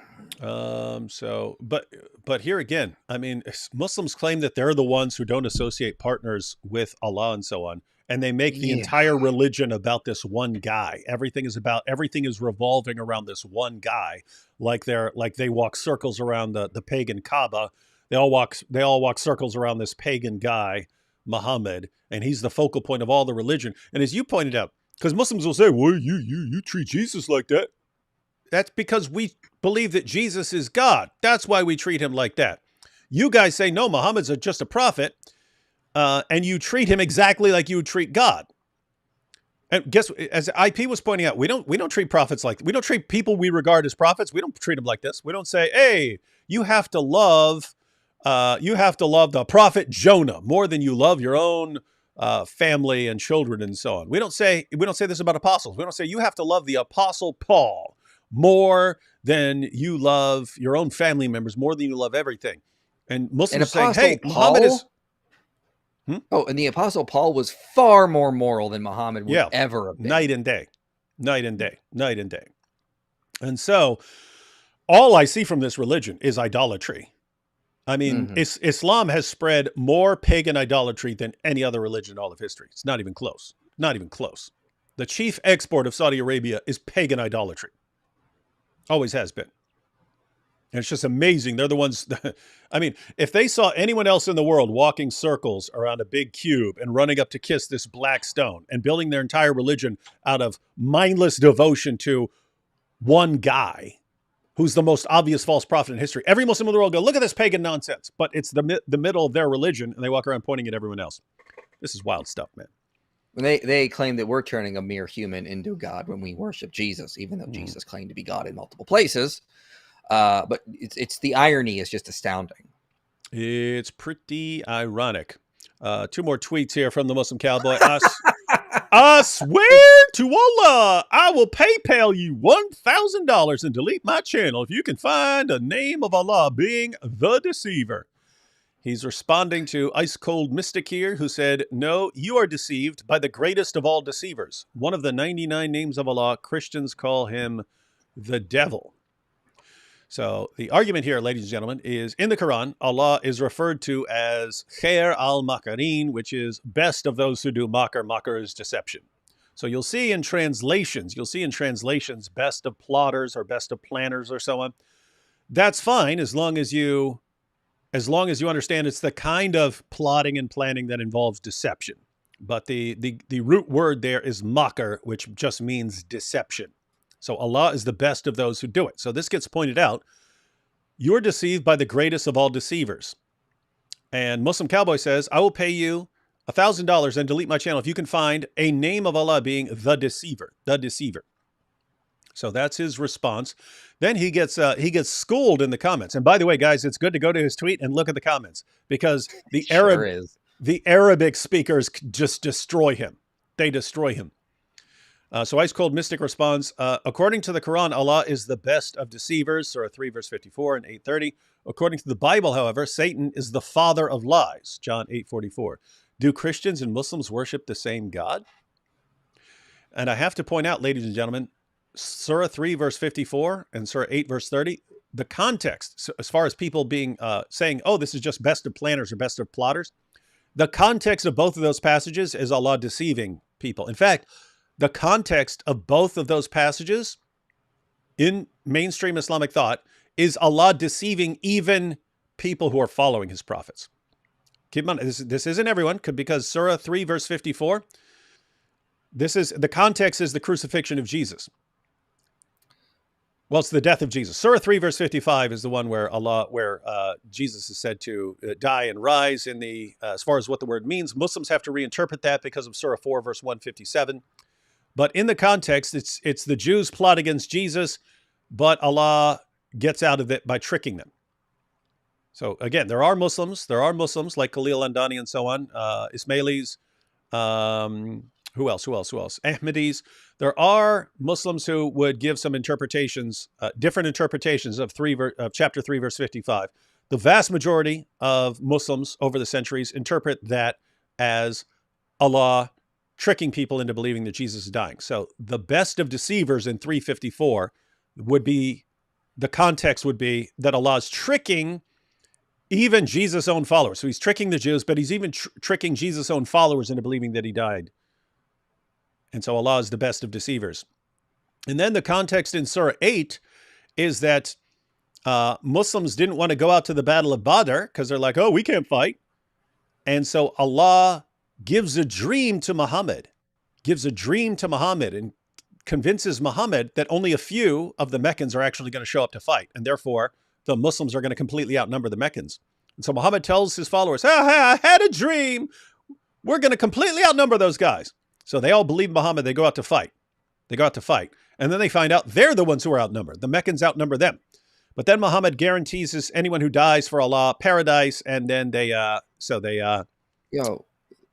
these passages in Jeremiah, he is taking them wildly out of context. Yeah, we'll talk about that. Those. I just want people to understand the context of calling Allah best of deceivers. In Surah 8, so Muhammad gets a dream. He tells his followers, it's okay, we're going to outnumber them. They go out, they find out, no, they actually outnumber us. They fight anyway. Muhammad guarantees paradise to anyone who dies, fighting his enemies. The Muslims win. Then they come back. Hey, why did Allah tell us that there's not going to be many people out there? You're starting to sound like a false prophet, Muhammad. You said there's not going to be many people out there. And Allah has to explain that he had to trick them into going out because otherwise they wouldn't have just listened and gone out and fought. And so they didn't trust him. And so he had to trick them into going out and fighting. And in that context, he says that he's the best of deceivers. So Allah brags in the Quran about being the best of deceivers.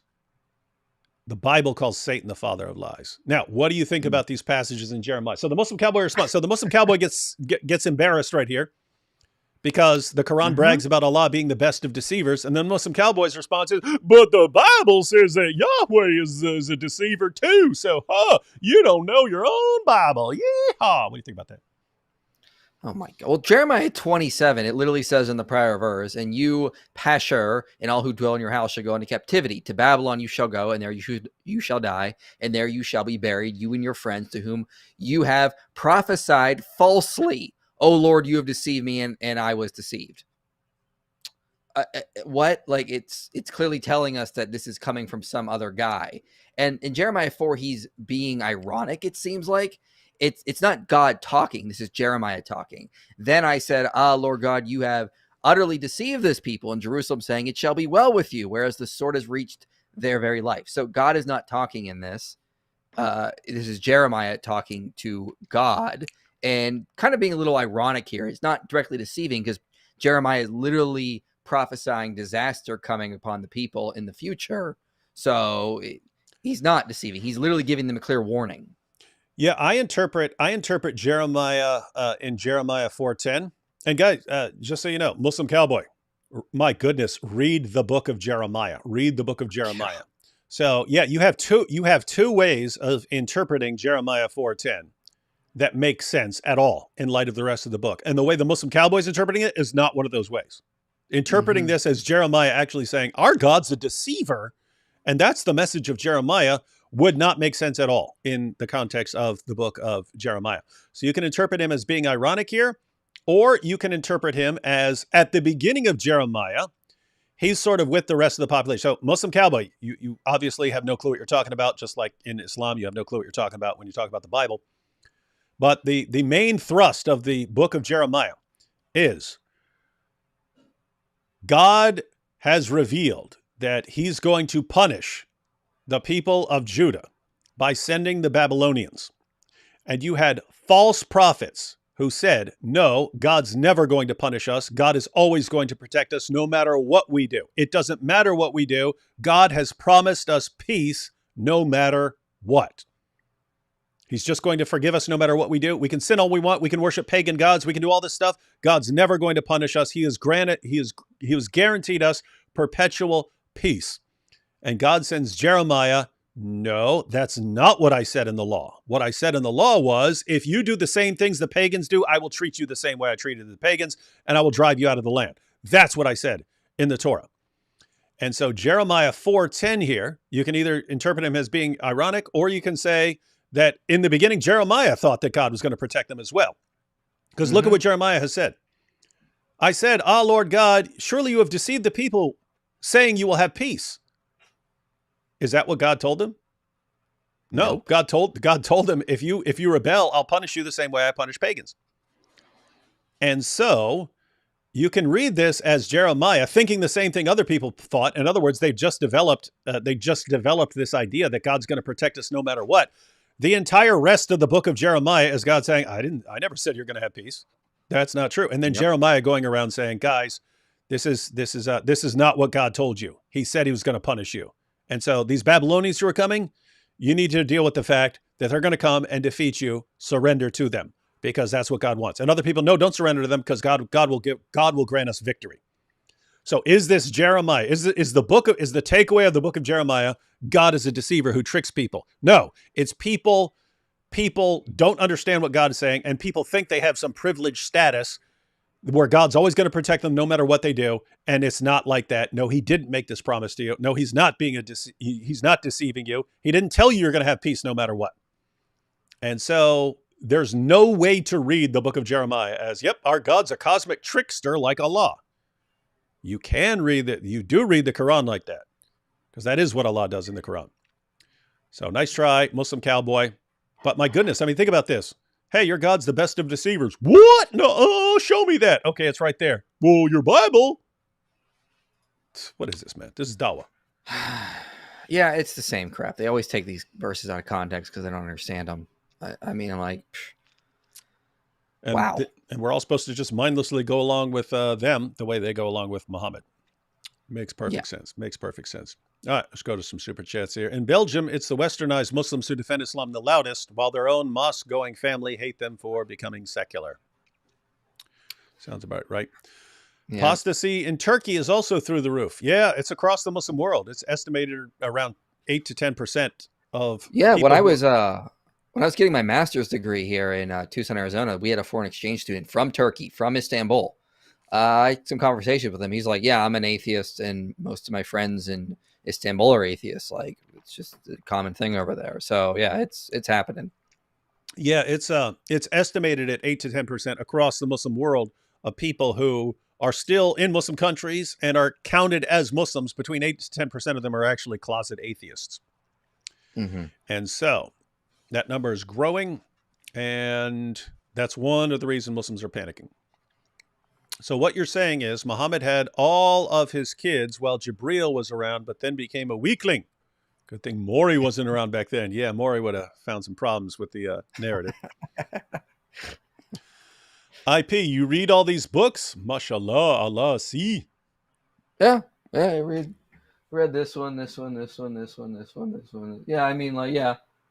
Seems like I've read most of the ones up there. I mean, there's still a couple I have that I'm saving, but haven't gotten to them yet. That is some straight up nerdy stuff right there.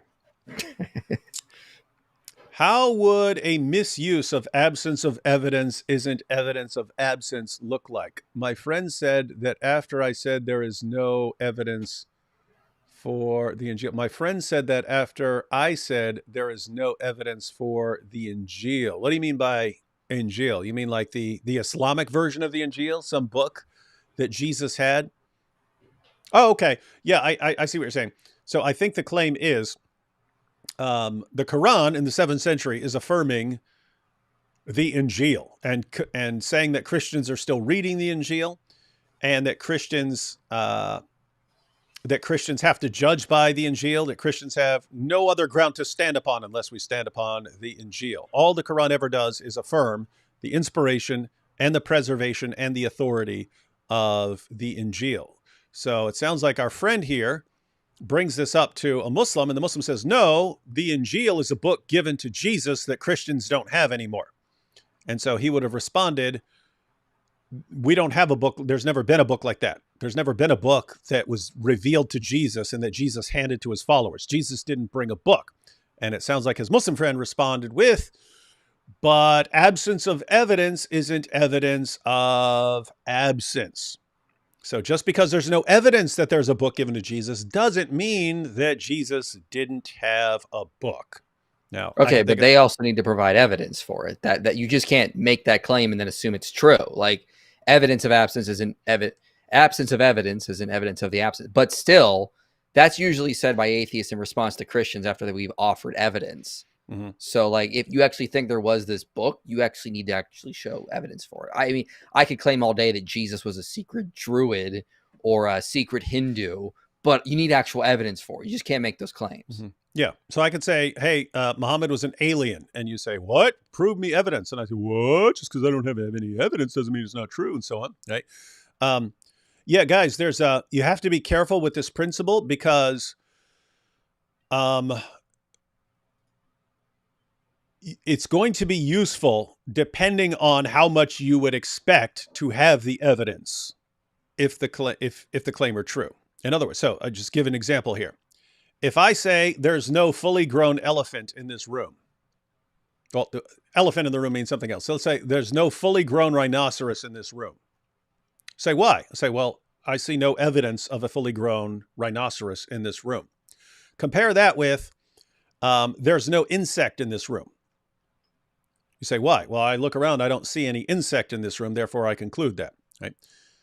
If I say there's no rhinoceros in this room, and you say, why? And I say, well, because there's no evidence of a rhinoceros in this room, and it doesn't make sense in that case to respond, well, absence of evidence is not evidence of absence.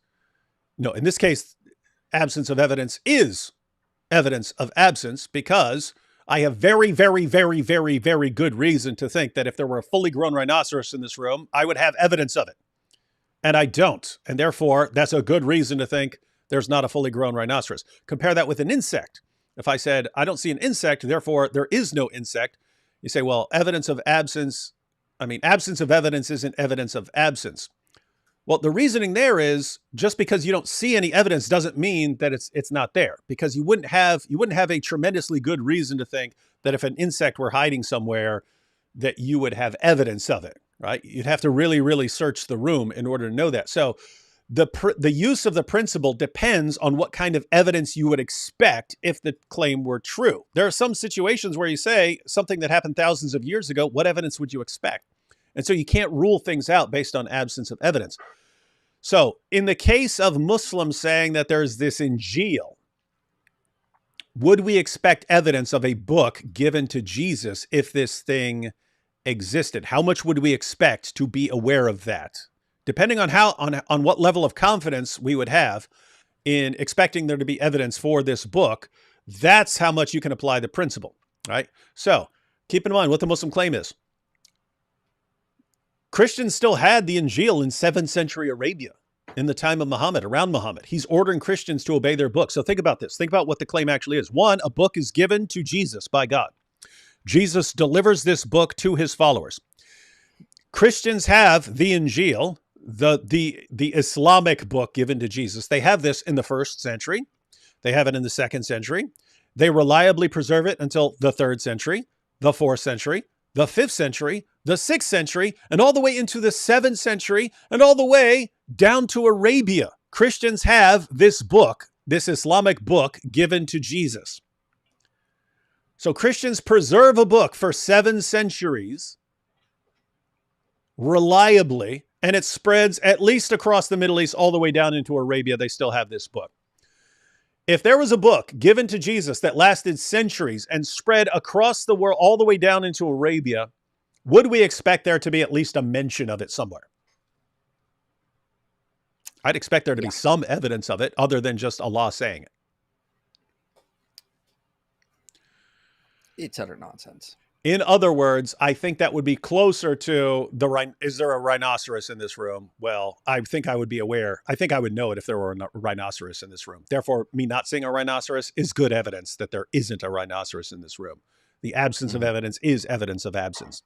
And likewise, if there's a book that spans centuries, that Christians are using for centuries, and that Allah thinks Christians are supposed to know about when he criticizes them, hey, you should be following that book, and we're supposed to know what he's talking about. This assumes that Christians even know what this book is talking about. Allah takes it for granted that we know what he's talking about. And so that's a situation where, of course, you would expect there to be at least mentions of this book. So problem. And again, keep in mind, Allah orders Christians to judge by the gospel, not by the Quran. So he's preserving that book too. That's the book for Christians. And Allah says no one can change his words. Muslims say, nope, that book was lost and corrupted and so on. Okay, well, you're contradicting your own God there. Point is, there's no way out of this, and just applying a principle like that doesn't get you away from the issue. Hope that helps. IP is right. Eli Copter has nothing to do with the accident, but Ricey sang happy birthday in a U.S.-made helicopter during bad weather. That was the real problem. He sang happy birthday. Yes. That? Makes sense. Lol, no, wanted to thank you, David. I just copied the chat on their behalf. Oh, okay. That was 5 pesos from other. Okay. I see. Yeah. That makes more sense. Yeah. Michael Nobody says, hey guys, surely I couldn't donate sooner since sheep ate my last donation. Stupid sheep. Keep doing what you're doing. Yeah, we will. Drat sheep. Have you guys heard about a former TikTok star, Ali Abu Laban, killed his wife and wife's friend? He's a Palestinian American. Wonder if he's Muslim? No. He's not? No, I mean, I haven't heard of him. Oh, okay. I will screenshot that, though, because I might want to look that one up. Yeah, that might be interesting.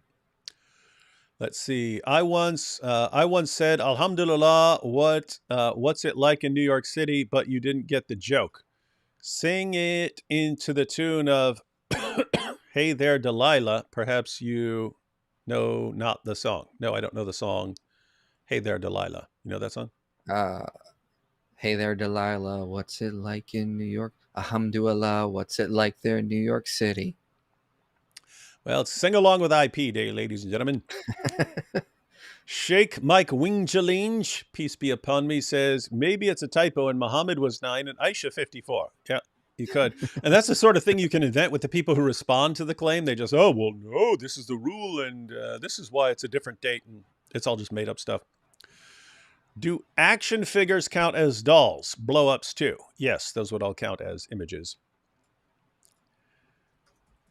David, show the hadith why Muhammad married Aisha. Well, we went through Muhammad doing some of that, but yeah, in the hadith, Muhammad has a dream where Gabriel brings him a present, and he opens it, and it's Aisha. Man, God Wow. really wants to make sure Muhammad gets all the sex he wants. That's exactly what so Aisha. Convenient. It's exactly what Aisha said. D. Wood, I've been watching you for years and have always wondered why you never finished your debate with AP. Thanks for all your good work. Yeah, we started a debate. Well, at first it was just I never posted my response. I waited several months, and then when I was ready, AP was saying he wasn't ready. We kind of went back and forth, like of who is too busy on something else to continue with it, and then we just kind of like lost interest at some point. I mean, we still talk about finishing it. I don't know when that's going to happen, especially since AP's all weakling about his atheism now. Scotty says, special thanks for helping our brother Danubs. His mind was clouded until you aired out Momo's receipts. Yep, we got the receipts. We got the receipts right here. Imagine being named after the most well-known pedophile in history and being proud of it. Shaking my head. Imagine that. IP, is it true that Mary was 14 when she had Jesus? Other people say 16. If yes, does that implicate God in evil somehow? Love your work. Love you. You kind of already answered this, but if you want to recap.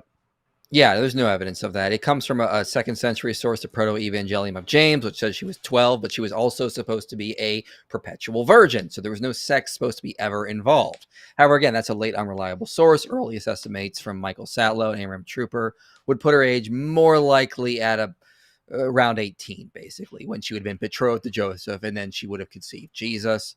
And again, no comparison, because God is not impregnating her through intercourse. She's a virgin.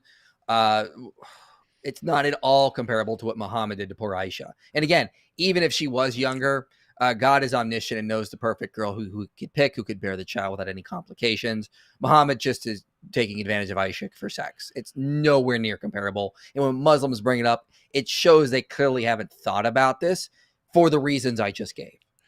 Yeah, so yeah, we have nothing remotely resembling a reliable source on the age of Mary. So the Muslims are like, therefore she was 12, or therefore okay, you can't make that jump. When we say Aisha was 9, we're not just saying, well, we don't know, and therefore we're going to say 9.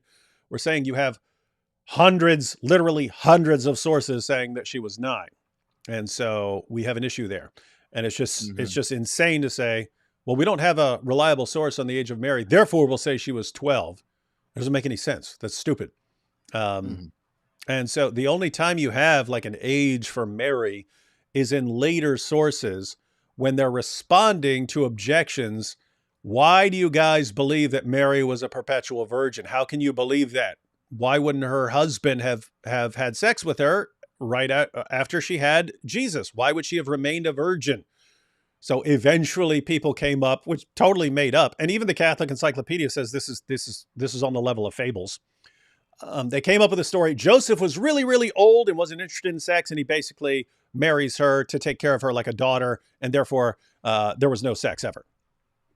And so it's in that context, they start coming up with stories. No one, not Catholics, no one takes these stories seriously because real quick, it's clear that these are much later sources. Go ahead. Correct myself. In the Proto-Evangelium of James, she conceives of Jesus when I think she's 16, but she's married to Joseph at 12. But the conception I think happens at 16, if I'm not mistaken. But again, Joseph is married to her to be like a guardian, and he's not supposed to ever touch her. In fact, when it's shown that Mary is conceived, Joseph gets in trouble because he's not supposed to have ever touched her. She's supposed to be a perpetual virgin. Mm-hmm. Yeah, and again, these are late sources that no one takes as historically No, reliable on the age of Mary. And if you do, guess what? No sex ever. So this just there's no scenario where this could be used to justify Muhammad no. having sex with a 9-year-old, with a prepubescent 9-year-old girl. It doesn't work. It's all smoke and mirrors, ladies and gentlemen. Maybe make sure D Nubs knows Rebecca wasn't 3. I hope he knows that. I hope he's not using that as an objection, because that is stupid. How can we be Hmm. sure these embarrassing texts about Muhammad were not satire or outright insults and were then later taken as gospel by idiots? Well, it's because they come from the Muslim community, where if Yeah. you're insulting Muhammad, they chop your head off. So I don't think they're just taking insults as Muhammad as authoritative. Thanks, guys. Yep, no problem, Robin Hood. Hey, David and IP, what do you guys think about the biblical prophecy of the Antichrist lining up with the Islamic prophecy of the Al Mahdi? Would that necessitate an eventual satanic Islamic takeover? You have any thoughts on this stuff? Yeah, isn't it in Shia Islam that there's supposed to be like the return of Jesus and the Mahdi that are supposed to come? Mm-hmm. And in Sunni Islam, it's just the return of Jesus. He's the Messiah. Is that correct? You do have some references to uh, yeah, you've got some of the figures spread around and so on, but yeah, the Yeah, Shia Islam definitely more emphasis on the Mahdi. Um, it varies, and you know, honestly, I'm a post millennialist, so I don't think there's gonna be a future Antichrist or tribulation. Check out a video I did on my channel, "The End Times: A New Perspective," to get another idea of how the end of the world is going to happen before Jesus' return. I actually have a more positive outlook, so it's a little different. mhm, mhm. And from normal end times perspectives, you could note the parallels between the Antichrist and what Islam says is going to happen. If you're like me and you think Islam is weak and is going to crumble, you don't think it's going to be No, the real Antichrist. I think it's too weak and pathetic.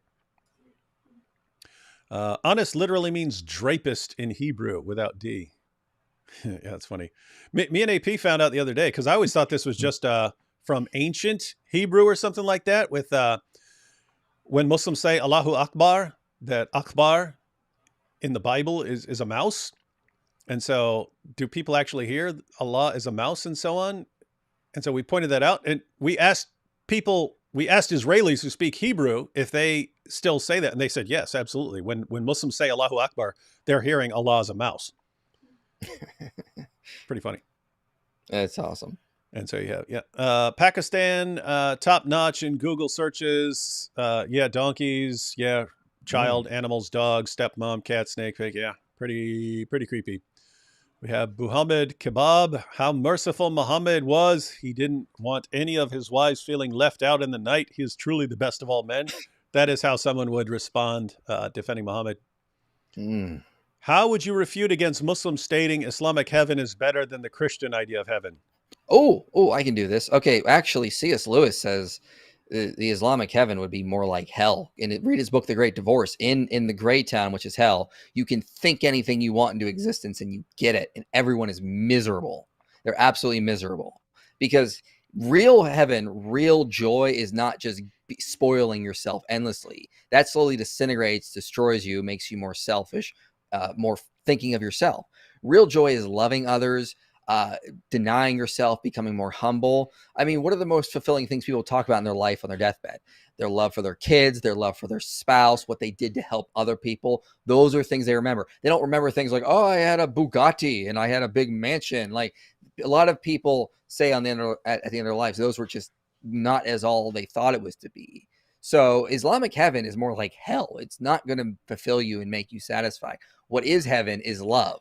And First John says God is love. So really the Christian heaven is going to be far better because it's going to be true fulfillment in what actually fulfills us, not these hedonistic, selfish desires. Um,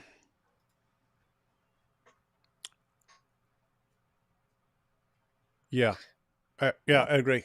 Yeah, the Islamic paradise is spending eternity deflowering virgins. Um, I know that sounds appealing to people like the Muslim Cowboy. That sounds like the thing that might get old. if you're Yeah. doing it for eternity. You need something more than Sounds that. like hell after a couple trillion years. And keep in mind how many different directions you could go with that. I mean, just think about, Plato in the Republic with, the tripartite soul. You have your intellectual side, and you have your spirited side, and then you have your fleshly appetites. In Islam, everything is about those fleshly appetites.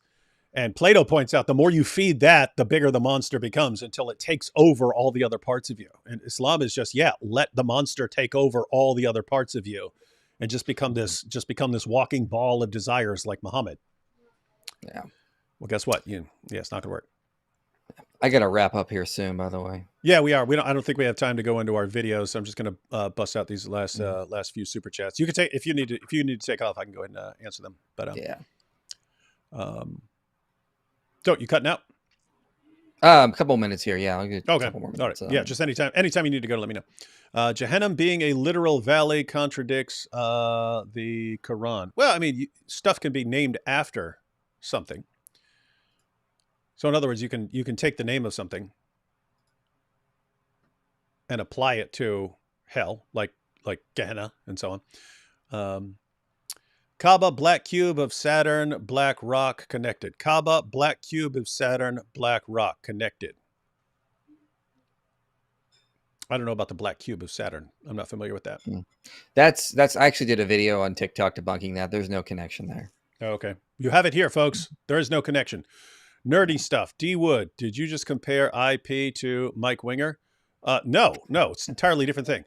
I could joke around and say that reading books is nerdy. I'm not really serious about that. That's how you know stuff. But I mean, like Mike Winger is like legitimately super insanely nerdy. Everything is Star Trek this and Star Trek that. Isn't it so that God can't lie? If this is correct, then God can't be the greatest of all deceivers. Don't Muslims see this, or is it not in the Quran? No, you don't have that God can't lie in the Quran. Allah is the best of deceivers. So I don't know how they'd respond to the Bible saying that God cannot lie. I guess they'd say that's been corrupted. Of course, God can lie. He's the best at it. Allah made it appear that there was no rhino in the room. Aha, you see the proof. Lord bless you both. Jesus is Lord. And that would be more similar to the Islamic reasoning. If I said, hey, there's no rhinoceros in here because I don't see one. And if there was, I would expect to see one. Oh, but Allah could have one in the room and trick you into thinking that there's no rhinoceros in the room. And they would have to say something like that to defend their idea of the of some Islamic gospel that goes back to Jesus. Twitter continues to feel hellish. There are some truly evil people on there. Pray for God to grant me patience and peace as I shall for your sake. You running into some evil people over there, IP? Oh, for sure. For sure. A lot of bad people there. So it's not just us. Okay, that's good. All right, couple more, and then we are out. Mike Winger is the evil alter ego of Dr. Wood. Like Dr. Jekyll, Mr. Hyde. Nobody has ever seen them in the same room. Open your leather straps. Yeah. I like evil alter ego for Mike Winger. Evil nerdy alter ego. That would be good. Celerio says, I agree with Plato. It's bad for the soul. Yes, that would be bad for the soul. And that's what you could say. Islam is bad for the soul. That's what you can say, indisputably. All right, last super chat here. Since Muhammad is the example and did not have kids, how come Muslims do not follow this? Well, Muhammad did have kids. His boys all died in childhood. But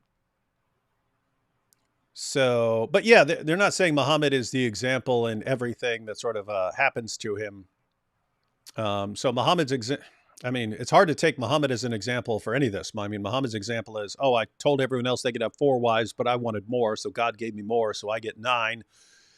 And so it's just a wild situation of Islam is propping this guy up, but simultaneously saying clearly saying that he is a sinner in various ways. And sometimes he's more worried about what people think than what God thinks and so on. But then you have all these other issues where he's clearly getting special moral privileges from God. And so are we supposed to take that as our pattern of conduct, always looking for loopholes and so on and special moral privileges and so on? It's just, I don't know. It's just pathetic. Yeah. All right, IP. Sure. So we had some videos to go through. We'll have to go through those different time. Although they weren't even very good. They kind of sucked. It was just going to be more making fun of the Muslim cowboy for saying really, really stupid stuff. Anything here change your mind about Muhammad being the perfect man, as Muslim cowboy has said? I mean, again, every time I see the da'i, the Muslim apologist, it just makes me more and more convinced Islam is false. They're just so bad at this. And like, sure, that's not proof Islam is wrong, but if these are the arguments you keep coming up with, these are the ways you defend your religion, it's pretty good evidence you don't have any better arguments out there. And the arguments you have put forward are horrible. I mean, horrible. It is. And guys, think about what we've seen. For most of our lifetimes, the main go-to arguments of the Muslims was perfect preservation of the Quran and then scientific miracles. That turned out to be all a lie. They acknowledge it was all deceptive now. And what are they doing? They're cycling back. They're cycling back to arguments that were destroyed 20 years ago. IP, you probably don't even remember, but I do.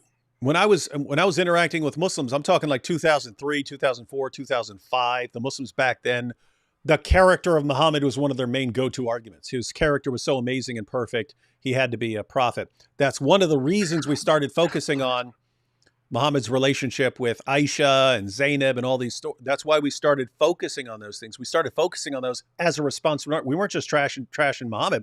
We were responding to their argument. And then they stopped using that argument. They stopped using that to where you almost never heard it until we get down to now. And I just saw a video of Muhammad Hijab where he uses this as one of his main two arguments that Islam is true, the character of Muhammad. So they're circling back to arguments that they gave up on years ago, hoping that people have forgotten how to respond to them. And I think this is fun because, guys, it is way easier to respond to this stuff now when we have when everyone around the world has open access to the sources, and where as soon as someone posts something, we can respond to it around the world. 2003, 2004, you didn't have YouTube to do this stuff. Now we do. And so good luck. Good luck. Anything coming up, IP, that you want people to know about? Yeah, just that video I'd mentioned is coming out soon on the scientific analysis of the names in the Gospels. It's pretty powerful stuff, and they're already gearing up to do even more research on this stuff. They're going to look at female names next, so expect some pretty good stuff showing the reliability of the Gospels. I'll let you know when that's out. This might be groundbreaking here. Well, this will be cool stuff, and yeah, we'll definitely go through it once that is up. All right, ladies and gentlemen, to our friend, the Muslim cowboy, all we can do, we tried to reason with you. It just looks like you're going to take every depravity of, and here's the kind of takeaway issue. He's saying Muhammad is perfect. We look and say, what are you talking about? What are you seeing there? See, there are times when I understand, like the problem of evil. An atheist will bring up the problem of evil. I understand the argument. I understand the claim. The argument makes sense to me. At the end of the day, I reject the argument, but I understand all of it. When you say Muhammad is perfect, so believe in him, I literally have no freaking clue what you're talking about. What are you saying? What do you mean by perfect? What do you mean? What could you possibly mean? I look at him and I think this guy's massively screwed up and defective in almost every way I can think of. What could you possibly say? And the only thing that I've ever seen Muslims say is, look right here, he said give to charity. Look right here, he said help widows. Okay, that's fine, but so have millions and millions and millions of other people. Every good feature of Muhammad, you say, look, he's good in this way, would apply to millions and millions of other people who've said the same thing. So you wouldn't say they're perfect. You wouldn't say that makes them prophets. So what could you possibly be saying? I literally have no clue what you mean by this claim, other than saying we've just been programmed to say great things about Muhammad, and so we're just going to say he's perfect. That's it. That's all I can. That's all I can figure out. And so I could just say, Muslim cowboy, until you come up and explain exactly what you mean by saying Muhammad is perfect, we're just going to have to keep sharing and closing out with a song. Ain't gonna follow no child molester, sex offender, prophet pretender. Ain't gonna follow no child molester. Islam's not for me. Islam's not for me. Islam's Not for me.